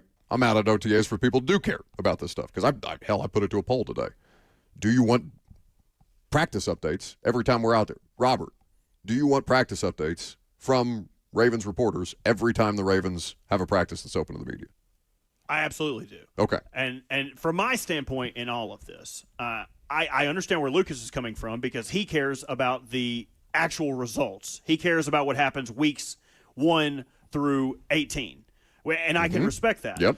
He isn't a fan who has to live in the weeds, but there are people that do live in the weeds. And from the outside looking in, I feel like you do not get the benefit of the doubt of someone who does live in the weeds, because a lot of the things that you have put out previously. You talking about me? Yes. Oh. In this specific instance Okay. of covering Cam. You have put out things in the past that have been polarizing or sensational or things that elicit a certain response from a fan. So naturally, when they see you put something up like this, they're like, oh, Buck's doing this thing again. Buck's doing this thing where he's saying Cam sucks. Yeah. Without really giving it the article the respect it deserves. I respect your opinion to gather information on things because you're not someone who's going to sit back and pretend like you do know what's happening. You understand your blind spots. So I trust that you go out there and you talk to Ramon and get perspective from coaches and players on the side and everyone out there who knows what they're talking about. I do think that you are glomming information from them. So in this situation, I think that certain Titans fans are protecting and being a little whiny about the coverage of Cam. Does it really matter in the grand scheme of things if he was bad at a practice? No. No. I don't think that that's saying that Cam is a bad player, which is what Lucas's point is. Yes. And not living in the moment. I think both you guys are correct, but I think that Titans fans could stand to be a little more nuanced on situations where Cam is criticized, because it's not always coming from a place of negativity. Sometimes it's just, hey, this is what it was. When you bring back a test from school and you do bad on a test, that doesn't mean you're going to fail the class. Just because you got a 75 on the test doesn't mean I'm going to have to take it in summer school. It just means you're going to have to pick it up a little bit more. You're going to have to do some extra credit. You're going to have to make sure you turn your homework in and study. Cam has to do the same thing. Simply an update. And that's all what we expect from him. We expect him to have to go to these things and get better. He's going to have to go to study hall. He's going to have to figure it out. Why? Because he's taking AP classes as a junior with a new offensive coordinator who's probably going to ask a little bit more from him. He's going to put him in positions to succeed. But I think this is simply a situation of perspective and people's position on you and other people who report things sensationally.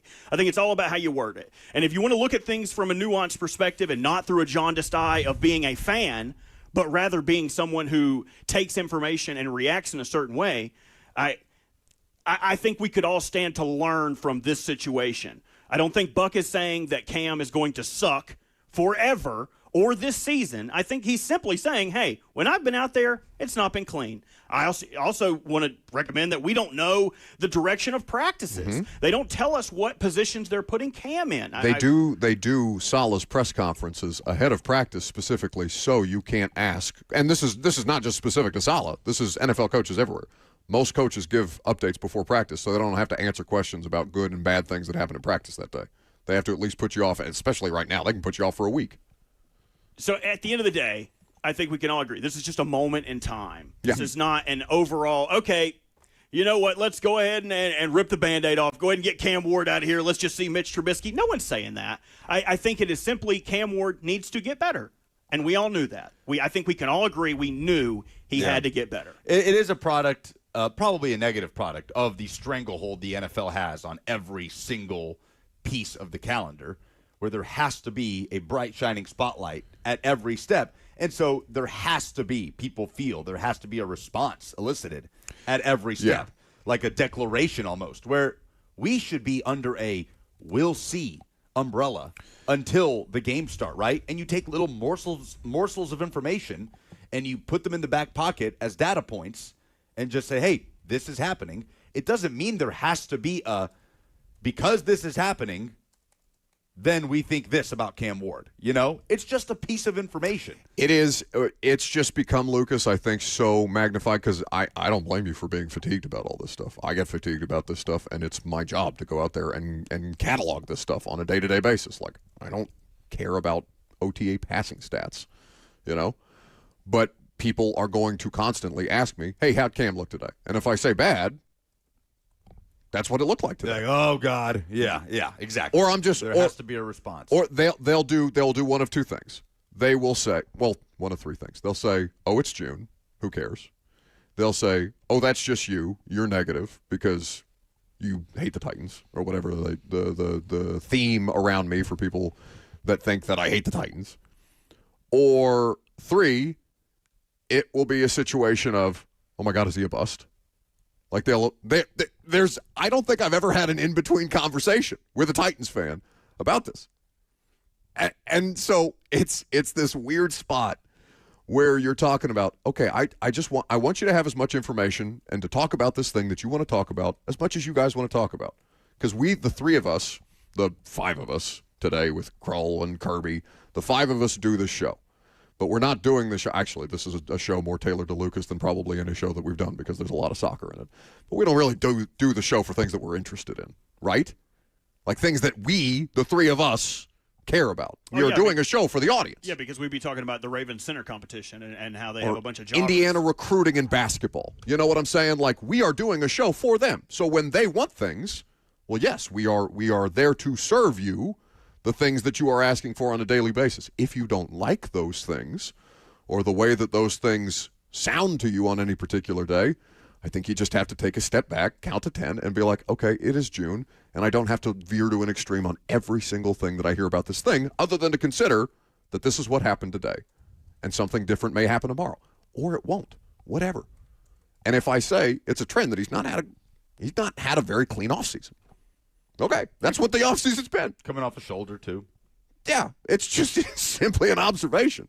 And then we come to the radio show and we talk amongst ourselves like any sports fans do about the things that we saw that day. And that's the dialogue that results.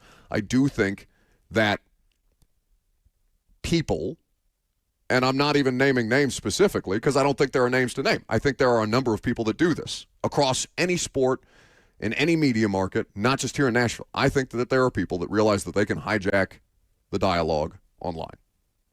Or try to, based on Twitter algorithms and things like that.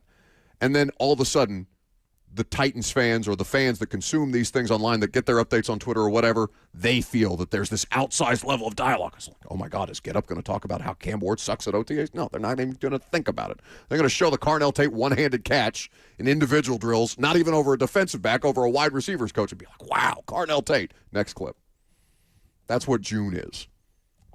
And not to extend this conversation, but I also feel like having these conversations in the moment adds perspective as the offseason goes on. Because if he's having bad practices now, but he ends up showing out in joint, you can be like, oh, look how much he's grown. Because when they started the install on this stuff, he did not look sharp. But now he's really picking it up quickly. I think perspective in those moments can be helpful as the offseason goes on. 615-737-1045, the number. We can take your phone calls throughout the course of the day. We also, what do we have to give away, Krull, for Friday Fire? What do we have? We have 2 tickets to see Shabuzi at Ascend Amphitheater on September 18th. Okay, very good. If you want those Shabuzi tickets, 615-737-1045. Just give us the thing that happened to you that was good this week, your moment of positivity, your Friday Fire next.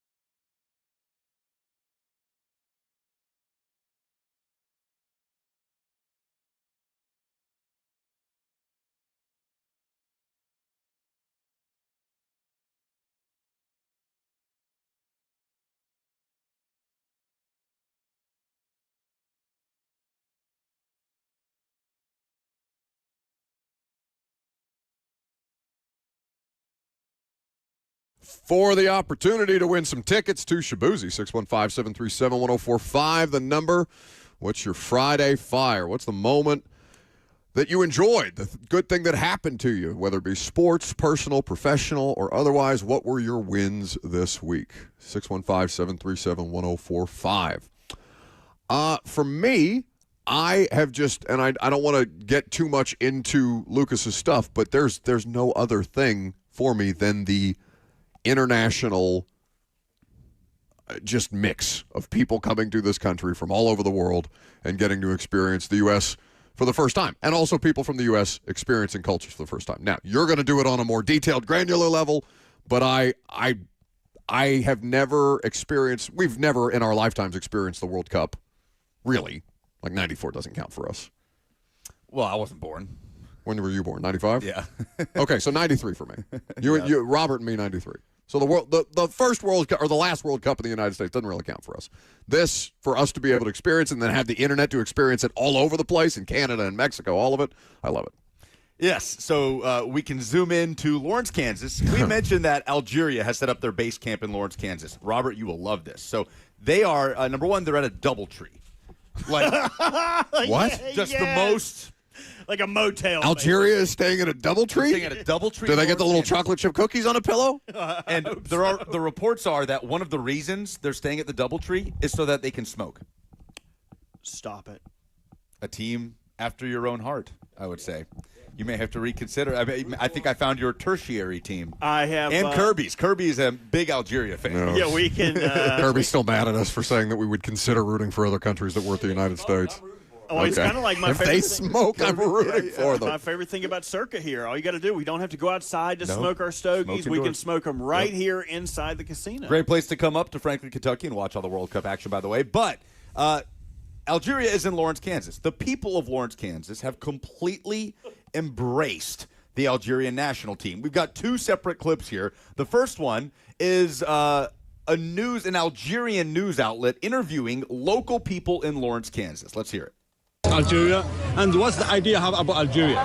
So I want to say thank you to Team Algeria for choosing our hometown, Lawrence, Kansas, to come here. And so welcome. Welcome to United States. Welcome to Kansas. Okay. What do you know about Algeria, and what do you think make you to come to support Algeria? So I came mainly because I was so happy that they chose our town for their base camp. And we just know Algeria is on the Mediterranean Sea, and then the south part is in the Sahara Desert. But and we know that you gained independence from France kind of around the time I was born. So we don't know too much, but we want to welcome you here. What about you? Well, What do you want to say about Algeria, and like what do you have idea about Algeria? well, yeah, the only idea I have is so far everybody here has been very friendly and very welcoming, and I'm really glad Algeria is going to be here. And 1, 2, 3, vive l'Algérie.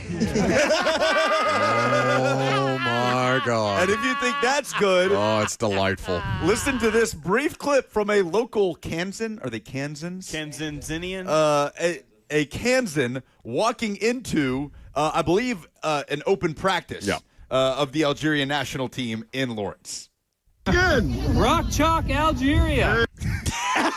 Rock Chalk, Algeria is the greatest sentence anybody, I think, will utter during this World Cup. It has to be a completely original sentence, right? Like no one has ever uttered No that one phrase. has ever said those three words together. I saw somebody, Robert, make this point on social media that the number of original sentences that have been created simply out of this last week of arrivals of different, the Spanish national team in Chattanooga or something like that. Like the number of unique words that have probably never been in a sentence together. Oh, that's incredible. It brings a tear to my eye seeing this type of stuff, and it's just across the board. It was my Friday Fire weeks ago. My buddy Valeri covers Nashville SC for 615 Soccer. He'll be covering a lot of World Cup games for Kickback Soccer Media, and he is Iraqi. His family are Iraqi refugees. Nice. They moved to Well, not Nashville. nice, but- Sure, they moved to Nashville when he was a young kid, but as a kid he was in war-torn Iraq before he got here,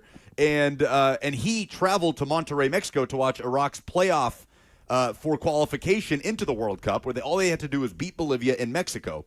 Everybody in Mexico was rooting for Iraq, and Valer came back and was like, Iraq got in, incredible moment. And I'm Mexican now. Like the people there were just unbelievable. Like he now associates with Mexico. He's going to be rooting for them because of how they embraced all of the Iraqi people that came in to Monterrey for that particular game. I told Robert yesterday, it's the most unifying thing I think we have on the planet.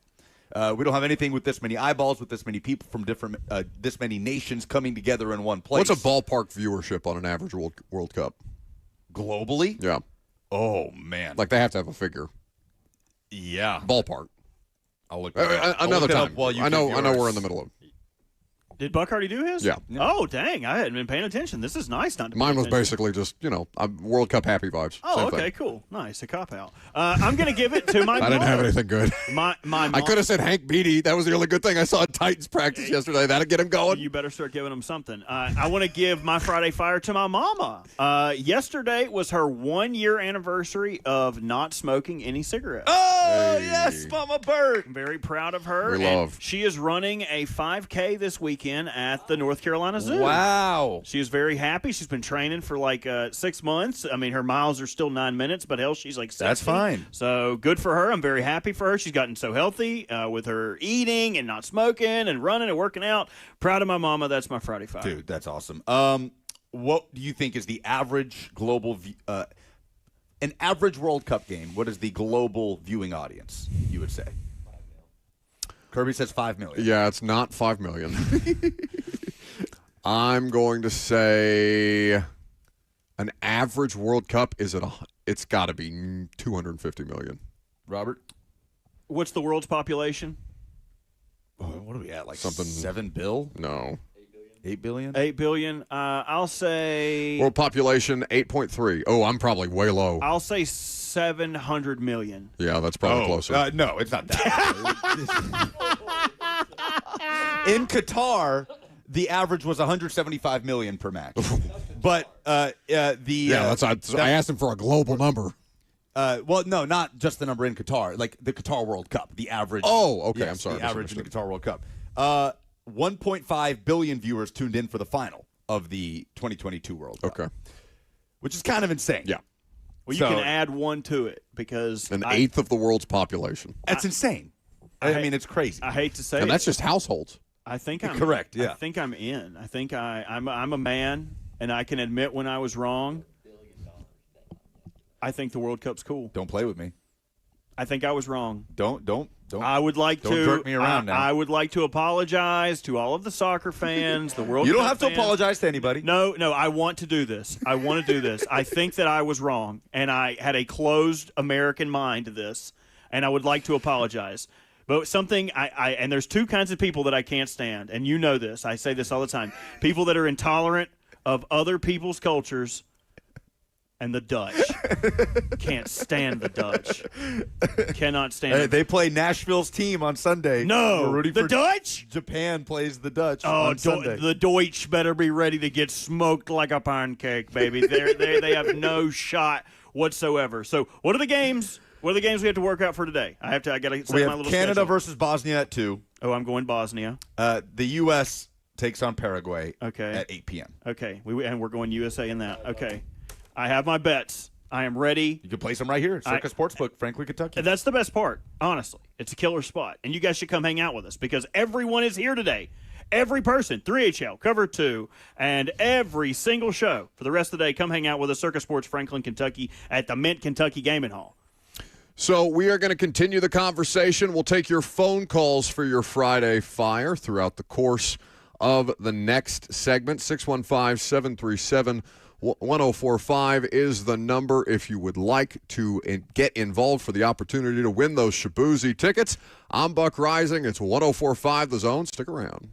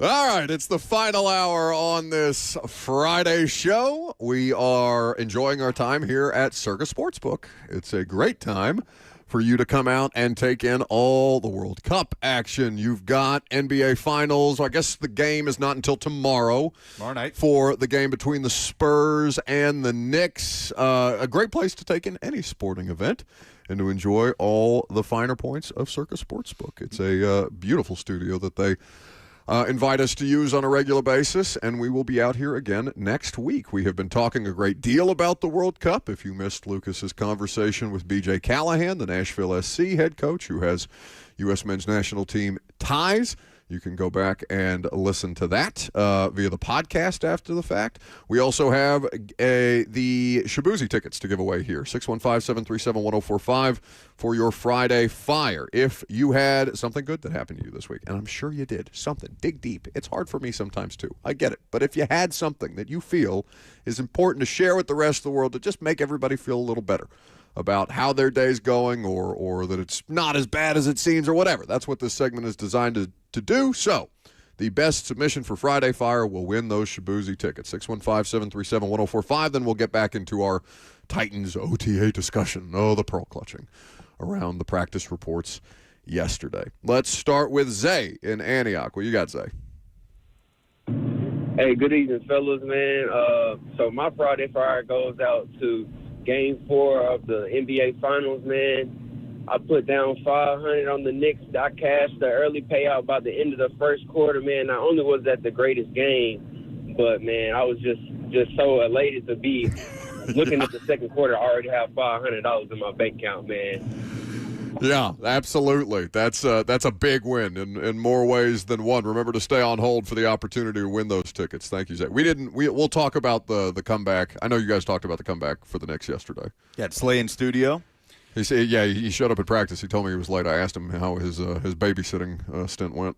Yes, his battery died, but he still came in. Okay. Gosh, Slay would be the coolest babysitter ever. He would definitely let you take a hit off a Black and Mild.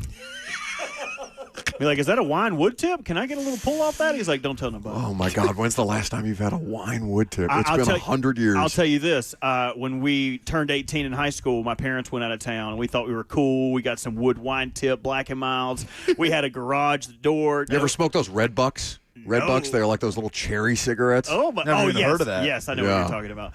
But we smoked like, I don't know. We probably had like 15 people over there, like a little kickback. Everybody had one? And when we were all, even the girls were outside smoking Black and Milds. But what happened is I remembered to take all the beer cans and everything out of the house, like before my parents got home. But what I forgot to do was to empty out the ashtray. So my mom and my stepdad got back, and maybe like a day and a half passed. And my mom comes to me and she's like, "Who did you have over here? Your stepdad thinks I'm cheating on him because there's 700 Black and Mild filters out there in the ashtray."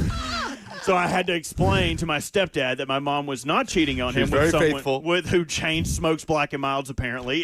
It was just me and my friends out there enabling ourselves in our newly found 18-ness. Incredible. I can't wait to meet your family at your wedding. Yeah, me too. When is that, by the way? I tell Cheyenne every time she gets lippy with me, I add another 6 months. So probably 2035 at this point. Okay.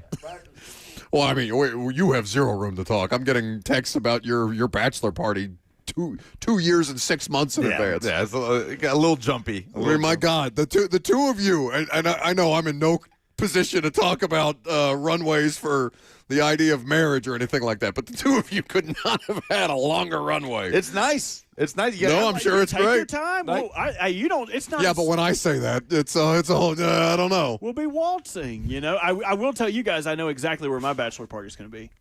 Key West, baby. No. We're going to go right to the top of the key, rent a nice sports car, take the hood off, drive all the way down, and just hang out there for probably 3 months and not tell Cheyenne where we are. Incredible. So if you're just now tuning in, we are giving away tickets to Shabuzi's upcoming concert at Ascend Amphitheater. If you call in 615-737-1045 and give us your moment of positivity from the week, your Friday Fire, as it were. Just to reset the board, both Lucas and I are very much enjoying the World Cup and the assimilation of cultures all across Canada, the U.S., and Mexico. It's been a lot of fun to take in on the internet. Robert, what was yours? My mammy quit smoking. It was her that's 1 right. year anniversary, and she's running a 5K this weekend. Okay, we go next to Suzanne, who has a Friday Fire. Suzanne. What you got, Suzanne? Now, wait, is it Sue-Ann or Suzanne? Suzanne. Okay, how are you, Suzanne? Yeah. So my mom turned 100 yesterday. Whoa! Congratulations. What'd you do for Mom's birthday? We had a big party yesterday, and we had a family party on Saturday. So, yeah, it's good. Beautiful. Oh, that's What's your mom's name? Elizabeth. Happy birthday, Elizabeth. Very happy 100th birthday to Elizabeth. That's there a great. Mr. Remember, Elizabeth? relax. Remember to stay on hold Waiting for it. for the opportunity to win those tickets. You don't know anything about about to Elizabeth's say. financial standing. You don't know that she's your sugar mama I or like- sugar grandmama, I like to sugar roll the- great grandmama. I like to roll the dice, baby. Is there a Get Mr. get Elizabeth my Instagram handle, Robbie_Walsh. Slide my DMs, Lizzie. Yeah, I mean, if this engagement gets any longer, she might. Oh, Lizzie Beth. We were just talking about Shabuzi in the commercial break. The idea that how many hit songs has he had? Because Tipsy's the big one, Yeah, just the one. right? Just the one for Lucas. I mean, He's got several. Oh, I'm sorry. Can you name another Shabuzi song? No, they all sound the same. to me. Okay, they're But I enjoy them all. It's kind of like Dave Matthews to me. Like I don't know where the differentiation is between the songs. You couldn't have said a more perfect. But I'm enjoying it. I know ants marching in, and that's it. And, I can name several Dave Matthews songs. Of course you can. Yeah. You- See, you are the kind of person that would say, "Oh, name another Shabuzi song," and then name 75 different Dave Matthews They do songs. all sound the same. That's because it's like a big thing. They do like a caravan in Indy. He doesn't. I'm sure he does it in other places. He plays a 2-day set. A lot of my college, high school buddies would go to the Dave Matthews thing, hang out in Indy. And I went to a concert for the first time. I'm like, when does one song It's all, end? yeah. Nope. And the next begin, because even like between like when I can tell that a song has ended, he will do the vocalizations and like the band will like be drumming up behind him, and it's like, are we still in the song? It's only cool when Billy Strings does it. Yes. Patrick is in Smyrna next. Hello. What's up, Pat? Hello? Oh my gosh, yeah. So I've got a Friday Fire Hello? for sure. No, don't do Robert, that. stop Don't it. do that. No, we can hear you. Go ahead, Patrick. Idiot. Sorry. What's up, guys? I love the show. Mine is I got dumped by my fiance, and then also my side girlfriend found out about it, and so then I got broke up twice in 1 week. In actually 2 days. It's been tremendous. Tremendous. Did you hate both of these women? No way. Wait, okay. I feel like I require a little more context here. So you were engaged and also participating in an additional relationship. It's no problem. No. That's Hang on. correct. Let me No, actually do I'm in the journalism for wrong once here. in my life. Let's go here. But you're No, happy. I'm certainly in the wrong here, but Okay. it's actually been sort of freeing, honestly. Oh, so you're relieved. It's like a weight lifted. Yes, you're like a little tomcat. You can go back to the streets now. Yes. I Yeah, have never so identified I'm with a baller actually- more in my life. I'm only listening to the show right now because I am driving to drop off 2 different keys at 2 different houses. Yeah! Give the tickets. You got to be kidding me. I am going to be the person that rewards infidelity. Give them the tickets. That is the wildest. That makes me so happy. Get on hold. Put them on hold, bro. Wait, what was her name? What was the prettier one's name? Oh, my God. Don't do that. Tell the prettier one to get my Instagram. Robbie_Walsh. I cannot believe what we've just heard. But you know what? What? He should get the tickets. He's going to get he's going to get the tickets. 2, he's exactly right. The feeling when you break up with something that you're thinking about or somebody With that you're something. When not the you way break up with I didn't something. mean to say it that way. It was a slip of the tongue. Don't take your set off and walk off. Oh, my God. I will tell you there are few better moments than the freeing moment when you've decided to actually commit to a breakup. Oh, my Whether you're God. getting broken up with or you're the one doing the breaking up. That may be the best call we've ever gotten in the history of the show, and it's terrible. It's a terrible thing that Patrick. you've done. Terrible And you've thing. probably. Wait. Who But we're is he going to taking? reward that terrible behavior. Who's Wait, he did taking he- to Shabuzi? Did he say who broke up with who? I think it both of No, them. he said both of these women broke up with him. Oh, okay. Yeah, so his fiance found out that he had a side girl, but then the side girl found out that he had a fiance. That's crazy. Okay, that is Friday Fire. That is positive. Patrick, I'm sorry, but you deserve to be broken Yes. up with. Yes. And you do win the tickets. You do win the tickets. Congratulations. Not the woman whose mother turned 100. Oh my God. Oh, I forgot about Suzanne. No. Tell Elizabeth to hit me up. Oh my God. You know what? If Was Elizabeth one of the women? listen, What? You've been hanging out with me too long. You've been hanging out with me too long. we got to go to break. This is enough. I'm Buck Rising. It's 104.5 The Zone.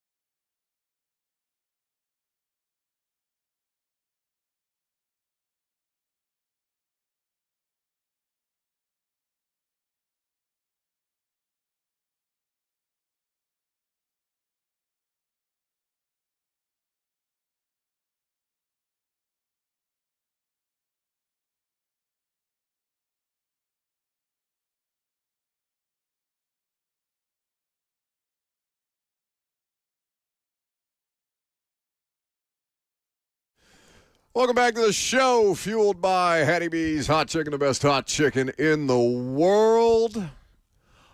Jelly Roll, coming back to Jelly Roll, makes me think of something really cool. Did you guys see the email that the Titans sent? I want to say this was yesterday, 2 days ago, about what Bones Fossil's doing? They blocked me. From their email list? Yeah, I was emailing them too much. About what? Do you know they have a call-in line? I shouldn't say that on the air, actually. I shouldn't say that. Yeah, just text it to me. I've been trying to get in touch with some people. I immediately regret saying that in a public forum. But they Bones is having his first, I want to say, as a member of the Titans coaching staff, the Prison Fellowship, his partnership with the Prison Fellowship. He is hosting a free Prison Fellowship Angel Tree. So Prison Fellowship Angel Tree is the program. And he's hosting a free football camp benefiting kids of incarcerated parents that's going to happen at the Titans practice facility tomorrow. Oh, very cool. So 150 kids, and Jelly obviously makes me think of that because he's a Titans fan because he grew up in the correctional, the juvenile correctional facility right across the parking lot, essentially, from Nice. I think he had a window. So that's why he's a Titans fan. Could peek into the games. So more than 150 kids ages 7 to 17 will be at the camp. So really cool thing that Bones has been doing, apparently, since his time at the Rams in 2018. So well done by Bones. Very cool. So we have a number of things to talk about. What other than, because you are exhausted, I am exhausted, of Cam Ward discourse online, of which I'm not participating in, but we do a radio show in Nashville. Obviously, we're talking about things that happen at Titans practice. If I gave you, or if I asked you, what is one thing you would like to learn about somebody not named Cam Ward that I can provide you an update of value on? Is there a single thing that you, as a Titans fan, care about other than did the quarterback have a good day or a bad day at practice, and what does it mean about his future and his career? Because I'm not doing that. I don't care about that. That's not what yesterday was. Is there something that I can provide a Titans fan out there, 615-737-1045, a meaningful update on? I don't want to say no, but my answer is kind of no. Okay. I mean, like, is Cardinal Tate catching the ball? He was more limited yesterday, but he was coming back from just a little bit of a a little bit of a bruise situation. He made a contested catch, came down kind of funny on it, missed a day of practice, came back the next day. They said Cordell Flott, they're expecting him to be ready for minicamp, so if you haven't seen anything about one of these corners that the Titans signed, he is on track. There is one thing that stood out to me, Lucas, because it's just kind of like a put it in the back of my head, file it for later type of situation. And that's Luke Stocker. So Luke Stocker is one of, not many, but a few, returning coaches from Brian Callahan's staff. Luke Stocker was a player here, a player for several organizations, but a player here. VFL, and then became the tight ends coach along the way. Was an assistant tight ends coach, now the tight ends coach. So what has been, when the Titans hired Robert Saleh, what was one of the main talking points around Robert Saleh? What's the developmental line going to be for the offensive play caller? Because he talked about in his opening press conference wanting to basically create a chain in-house. And we looked to, because we all agree, if this time next year Brian Daboll is a head coach, things have gone very well for the Titans and Cam Ward, right? Like, in all likelihood, if Brian Daboll is the head coach of the Bucks or whatever, things went pretty well. Things went better than expected. I'm gonna potentially, that is an option, but it could also be. Do you remember when Matt LaFleur got the job in Green Bay? Yeah, a pedestrian single season calling plays for Marcus Mariota and that Titans offense. But the thing is, though, LaFleur, we were all pretty surprised when LaFleur got the Packer job. Yes, like LaFleur was not at a Brian Daboll level. I mean, Daboll's a former head coach himself. He was not at a Daboll level. The league was surprised when Matt LaFleur got that job. And that was at the very onset of, oh, McVay, you worked for McVay or Shanahan. Let me get one of these because he interviewed here, right? So clearly there are people, and he was represented by the right people, who would put him in a situation to be interviewed for NFL head coaching jobs. He just wasn't. He didn't get picked for the Titans job. Got picked for the Packers. And I guess there's a scenario where, there are a lot of things out of Brian Daboll's control that hold back the Titans this year. There were LaFleur, right? What was that was injuries. That was the first game of the year. That was Marcus's nerve damage in his elbow. First home game, yeah. That was Delaney's ankle snapped basically backwards. Yeah, you're down. Lawan concussion. Starters on the O-line. You had to go into host Houston next week, or the following week in week 2, win a game with Blaine Gabbert, Tyler Merritts, and Kevin Pamfield, Titans legends. Yeah, so there's a scenario where there are things that Brian Dable has no control over that limit the Titans this year, and it won't knock him down a peg in the eyes of employers across the NFL. Yes. But I would say it's more likely than not that if Dable's a head coach this time next year, then he did some good things with Cam Ward and this Titans offense. And then we naturally looked to a potential succession plan because that is the obvious question around a defensive-minded head coach with an offensive coordinator that will be expected to be a head coaching candidate, right? Like, that should be the expectation. If Brian Daboll was getting interviews in this cycle, I think we should expect him to get interviews in the next cycle, unless this year is just a disaster. Just like LaFleur. I still I think either way Brian Daboll gets interviews. Yes. So we look whether he gets a job is a different question. Shea Tierney, the quarterback's coach that Daboll brought down from the Giants. Yep. But we've not really talked about Luke Stalker in that regard, despite the fact that there has been a clear, not just in the NFL, but here specifically, there have been examples of coaches taking that step from tight ends coach to OC. We saw it with Arthur Smith. We saw it with Tim Kelly.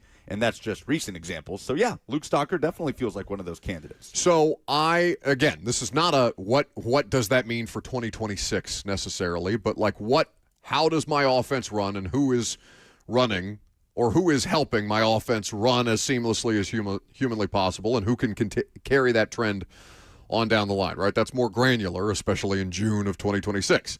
But Gunnar Helm was one of the players that was made available to us yesterday. And so, just like I asked Tajay Spears, hey, was it how beneficial was it for you? A lot of new. You consistently deal with new, but you got Randy Jordan back. Running backs coach came back. Gunnar Helm and the rest of the Titans tight ends got to keep Luke Stalker as the tight ends coach under Robert Saleh. And this is what Gunnar Helm had to say about Luke Stalker.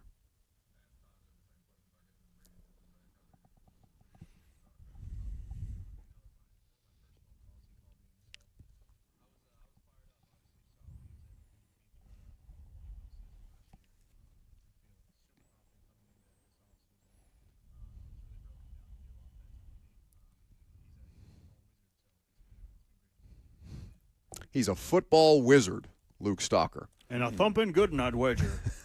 Who said that? Hagrid. When he met Harry. A thumping good He's one. like, you're a wizard, Harry. And a thumping Goodnight Wedger. Everybody leaves out that part of that quote. A thumping Gooden. I know, man. Come on. That's the best part.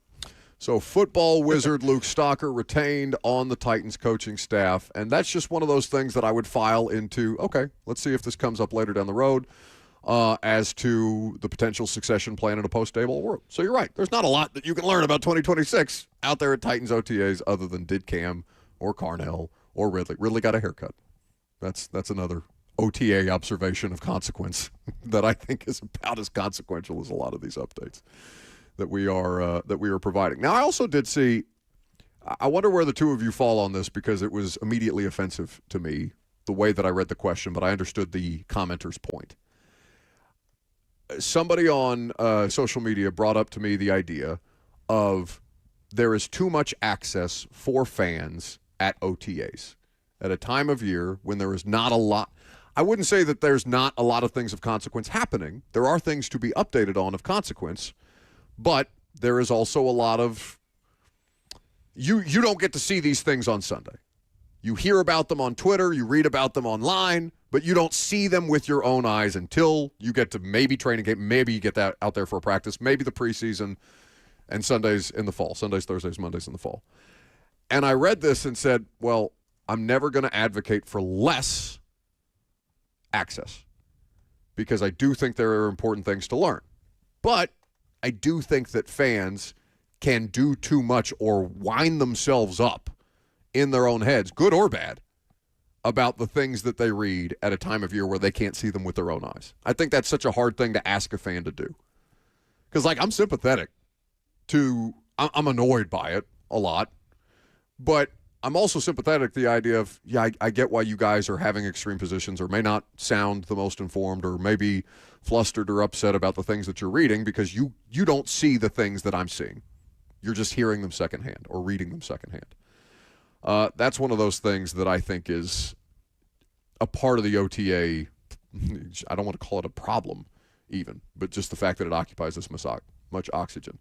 How much did you guys make any football 28-3 references to that Knicks comeback yesterday when you were in the radio show? Sure. I mean, Before we move on, the internet has dictated Luke Stalker's wizard name, Lustocius the Lightbringer. Whoa. And with what house? Oh, he would probably be a Gryffindor. Yeah, he looks like a Gryffindor. No, that indicates maybe I'm doing too much Lucius Malfoy, but that's a Slytherin. It's kind of Lustocious. Yeah, like Stalker's not a villain. I would say like a Hufflepuff. No, Hufflepuff or like aloof. Maybe I'd think he would be a Gryffindor, like bold. He looks like a Gryffindor. Yeah. It doesn't matter, Kirby in the background. What are you talking about? It doesn't matter, Kirby. Yeah, I mean, you tell me if either of you disagree. That was one of the two most insane championship comeback performances I have ever seen in my life. It's the Knicks, and it's the Patriots against the Falcons. Yep. And I think in both instances, I almost turned off both, but just kept it on as background, not even noise. I think I had it muted. You almost turned off the Super Bowl? Yeah, 20-3. Yeah, but like it's the Super Bowl. You weren't at like a party? You didn't have like friends? Come on, you're grossly overestimating. Oh, wait. No, the Rams-Patriots was the one I was in Atlanta for. That's why I'm mixing those things up. That was a rough one. I don't remember where I was for 28-3. But like in terms of championship comebacks, not playoff comebacks, championship game or series comebacks, where in the modern era does it get any better or even come close to what the Pats did in that game and what the Knicks did the other night? In championships, there's no other comparison but 28-3 that I can find. Now, I did find a couple of football examples. Robert, I wonder if you could guess the biggest regular season comeback in NFL history. Yeah, Kirby, help me out. Like you're asking him for the amount of points? No. I'm sorry, the game. Who the team? Like who the teams were? Because it's pretty recent In NFL history. in NFL regular season history. Oh, I know. Is it a Ravens game? No. Oh, okay. No, it's that Colts Vikings game, yeah. Jeff Saturday man. Jeff Saturday coached the game because remember the whole thing. They like whooped the hell out of somebody on a Saturday and said Jeff Saturday doesn't lose on Saturdays. That's right. It was on a Saturday. And then Kirk Cousins came back to beat their ass down 33-0 in a game against the Colts. 33-0 at halftime. You want to guess what the Vikings won by? 3? 39-36. Yeah. Colts scored 3 points in the second half. Vikings scored 39. Yeah. The other one, can you guess the playoffs? Because this has local ties. The best playoff The biggest comeback in NFL playoff history, non-Super Bowl division. Bills Oilers. Yes, it is the Bills and the Oilers in 1992. Yes, not the inner monologue from all of our from off to the side of off to my right here. 1992 wild card game. The Bills trailed the Oilers 35-3 in the third quarter. Yeah, they went on to win 41-38 in overtime. All right, do college now. What's the biggest college comeback? I just did NFL. Biggest college football comeback of all time? What's the biggest college football championship comeback of all time, I wonder? Ooh. Would it be Alabama subbing out Hurts? But they weren't down a lot. That was iconic moment, but they were down 10 if memory They were serves? down considerably at half, but it was not like a huge margin. Yeah. Like I can think of lopsided losses. I don't know how often college football teams are coming back in those games. Okay, I've got it in front of me. Here, I'm about to ask you, and you look over here. I didn't see anything. And still, yes, you did. I didn't see anything. Yes, you did. No, you I saw swear to the God. whole sheet. I didn't see anything. All of the info was right there. Ask the question. And you're just eyeballs rubbing all over my screen. On my mama, I didn't see anything. On my Kroll. Yeah, he's not ready. On my mama? No, okay. listen, you've asked a lot of him today. Okay. Well, yeah, Kroll's done a great job. Oh, my mama. Here are the largest We like fried bologna sandwiches and fat girls. I enjoy audio on delay more than I enjoy audio when we call for it appropriately. It's like looking down the barrel of a cannon and not knowing when it's going to explode. Biggest comebacks, and talking about that. Here are the largest comebacks in the history of FBS football. 35 points. Michigan State defeated Northwestern. See, this isn't giving me the info I want, but it's 35 points. That's the largest comeback. None of these involve Tennessee. So it's because of the amount of stakes, like New York would have lost their mind if the Knicks did not win that game, and lost their mind anyway because the Knicks won that game. I'm a moron. I just needed to scroll a little bit. So the number one comeback in history, it was with 9:54 remaining in the third quarter. The score was 38-3, and Michigan State completed the biggest comeback in FBS history. What year? 2006. Who would have been the quarterback? Michigan State quarterback 2006. Come on, give it to me. Draymond Green. No, that's got to be before D'Antoni, right? Yeah, John L. Smith, legend, was the head coach. Drew Stanton. Oh, hey, NFL legend. Second round pick that year. Was Stanton one of those big ass quarterbacks that had to become a tight end? Jeff Stoutland was the O-line coach. Of that Michigan State team. Long-time Eagles legend. Yeah. So, outside of that, the way that New York responded in the win, I'm sure you guys talked about, I'm sure there was some level of discussion about Knicks fans throwing eggs at Wembanyama's head as he walked into the hotel, and all of the extracurriculars, for lack of a better term, around that. Do we feel like we have an NBA... Do we feel like the Knicks win the series because they won that game? Yeah. I don't because that's what I felt immediately as soon as the Spurs won Game 3. I'm like, all right, winner of Game 4 gets it. Yeah, it's hard to. I mean, I don't even know how you make that mental switch at this point if you're San Antonio. What is the last team to have a more team of destiny feel than the Knicks?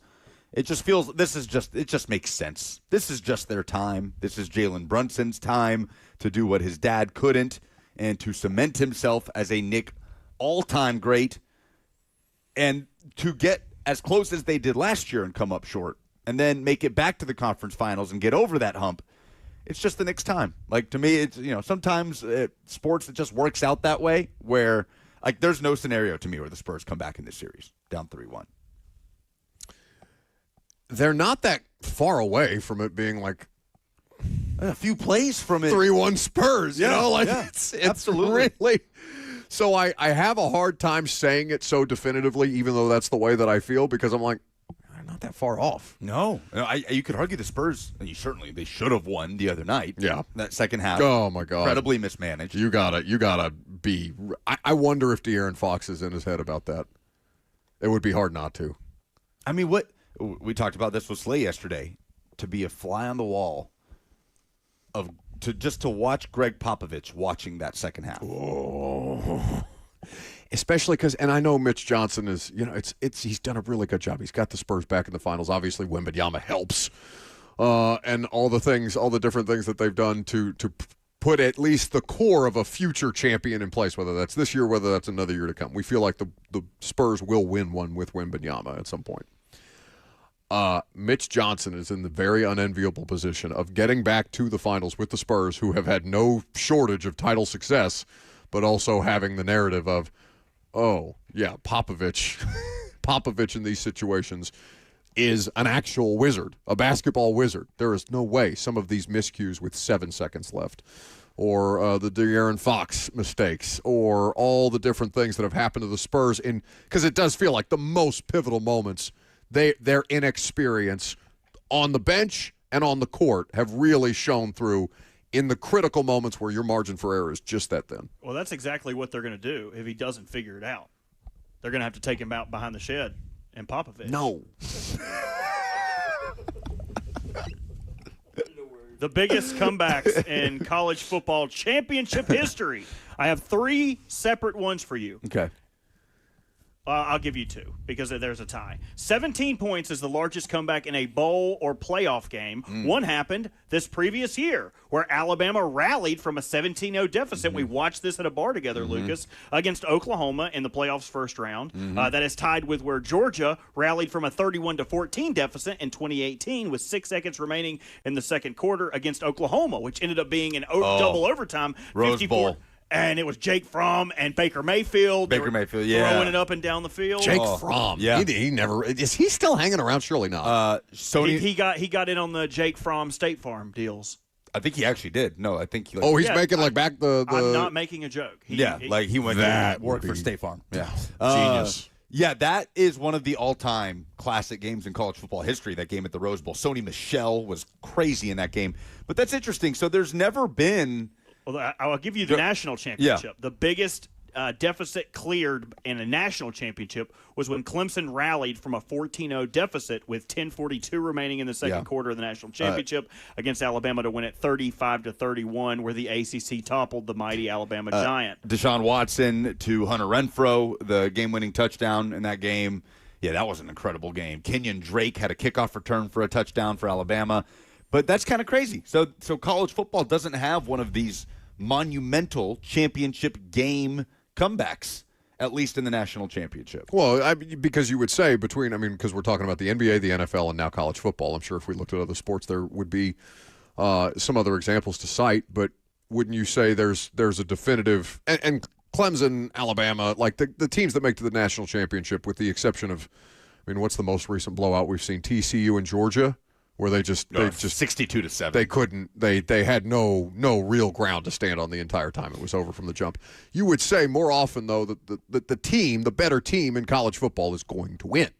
Yeah. Whereas in the NFL, it's just kind of like, all right, we'll see what happens. The NBA, the NBA and the NHL, these 7 games, the potential for 7 game sample sizes gives you more of these opportunities for a team to have an off night, but then get back the next night. Right? The Knicks have not played. Jalen Brunson hasn't been awesome. He hasn't been super efficient. He's been asked to take a lot more shots, I think, than he probably otherwise would, but he can do it. And they're a good enough team around him that they can survive it. But this hasn't been like the best Knicks series by any stretch of the imagination. There have been some great moments. He was phenomenal the other night, and that's the only person you want taking that shot, no matter how deep it is, from 3 late in the game. But the one thing that could have been better than Brunson drilling that 3 to seal the comeback win is what happened. With just out of nowhere, OG Anunoby just screaming in, who also had a 30-plus point performance. It's just cool. It's always cool to have where were you moments in sports. We don't get them. They don't come around that often. It's why we watch. It's why we sit through games that aren't always entertaining. Yeah. For moments like that. Like, it's just this palate cleanser of like, yes, that is why we are watching these games. For moments like that stick out, that you will always remember where you were when you saw OG Anunoby tip that ball. Because you experience the full range of emotions. Well, we can talk about more of this. We can take your phone calls. Last call for phone calls, 615-737-1045. The number. We'll wrap up the show coming up next.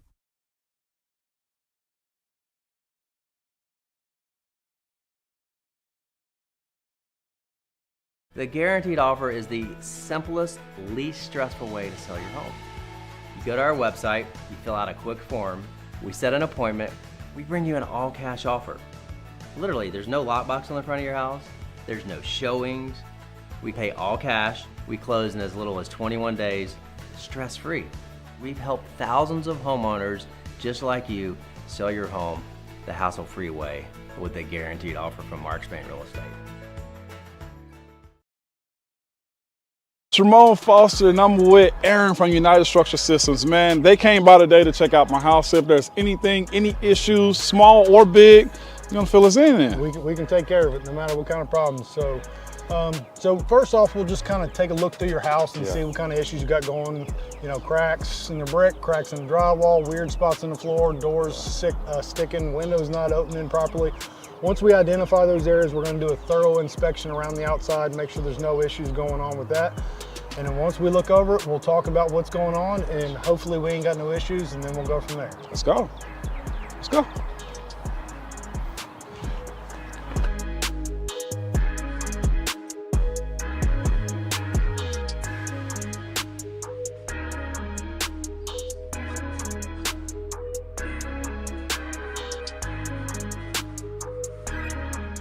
Ms. Foster, so we have looked at the issues that you brought up. We had the drywall in the attic up here above your bonus or your garage. You had some doors sticking. I did. Going in your bathroom. So we've inspected all that. We don't see any major structural concerns. So you're going to be one of our lucky good news customers today. There is some minor deflection there. That's not an uncommon thing. As any house is built, it's its biggest and its strongest the day that it's born. Gotcha. Right, and from that point, it just gets older, just like us. We ain't hopping up out of bed, taking off down the hallway, running downstairs. Not protecting quarterbacks anymore. No. Opening up late. We're done. Your guard ain't there no more. Okay, so, I got you. So it just happens. It gets a little older and it starts to deflect. Now, there are some things we can do to kind of help adjust those doors, mainly adjusting in the door, which we don't necessarily do, and maybe doing some light shimming in the crawl space down there to address those sticking doors. But for now, no major issues there. We did talk about the grading in the back and some issues that we can take care of back there for you. But that's pretty much up in a nutshell. No big issues and you're good to go. So. Awesome. So again, what you deal with United Structural Systems is it's upfront, it's honest, and now I can sleep peacefully at night, okay?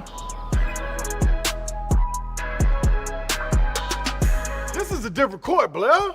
Same result, Slay. Oh, okay, Blair.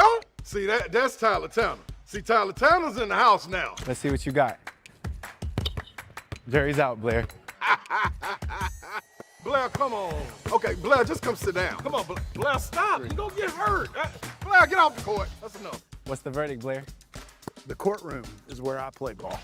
Boy, Durham, injury law. And that ain't got no rules.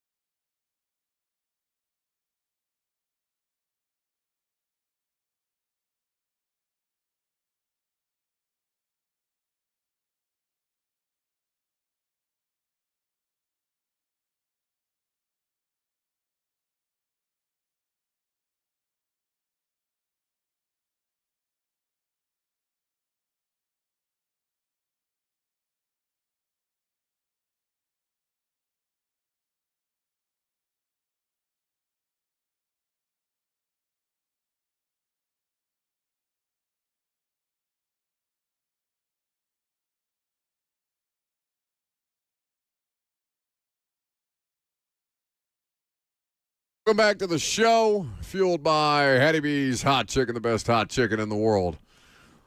Lucas making, he's turned Krull into his personal jukebox. He's sending Shakira requests back to the studio in ways, if I ever did that to you when you were running the board, you would ignore you. Well, it was cute for a time. You were into it when you were making a Spotify playlist, and then you became jaded. And expired very quickly. It lasted like a week and a half. Yeah. I admitted I was wrong about the World Cup, and it is cool, but there's no way in hell you're ever going to get me to like Shakira. Why? Because what is your issue? What is it? It's nothing. She has saved us. It's a wheezy. It's a woozy. Is it? Wazzy. It's nothing. What do you mean? It's a big nothing burger, buddy. Even in what Kirby world? disagrees with you. No, that's the Kirby likes Madonna. No, Kirby Madonna's said, playing the World Cup final halftime show with Shakira. God, Kirby, I've been meaning to tell you about how Lucas said the Beatles were overrated when we get off the air before we get out of there. We've had that discussion. No, but he means it this time. This is the worst thing Robert's ever done to me when we were at the Combine getting dinner or something. Robert's like, oh, Lucas, remember when you were saying how the Beatles are the most overrated band of all time? Well, and it's not even just the prompt of what he set you up for. It's the fact that Kirby was starting to wind down. Yeah, and that we had calmed Kirby. We were at a point where Kirby had run out of words to say to us, And then Robert immediately gives him a cortisol spike. Rage baiting. Rage baits Kirby. What was it you were saying about Pepsi being an inferior product? I would never say that. Pepsi was born in the Carolinas. That's what Lucas said. No, that's what you would say. I said. Yeah. Oh yes, It would but be. He did say that. Kirby. It is at the most inopportune moments where Kirby has finally run out of things to just bury us with in terms of many times educational.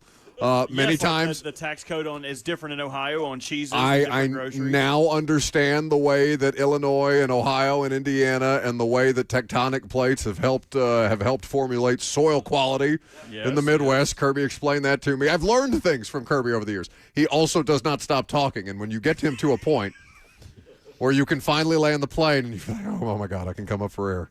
And Robert throws literally a grenade like, hey, Kirby, Lucas likes Coke more than Pepsi. Hey, and it just runs away. Hey, Kirby, did I tell you about how Lucas was saying Troy Aikman is one of the most overrated quarterbacks in NFL history? Not a Hall of Famer.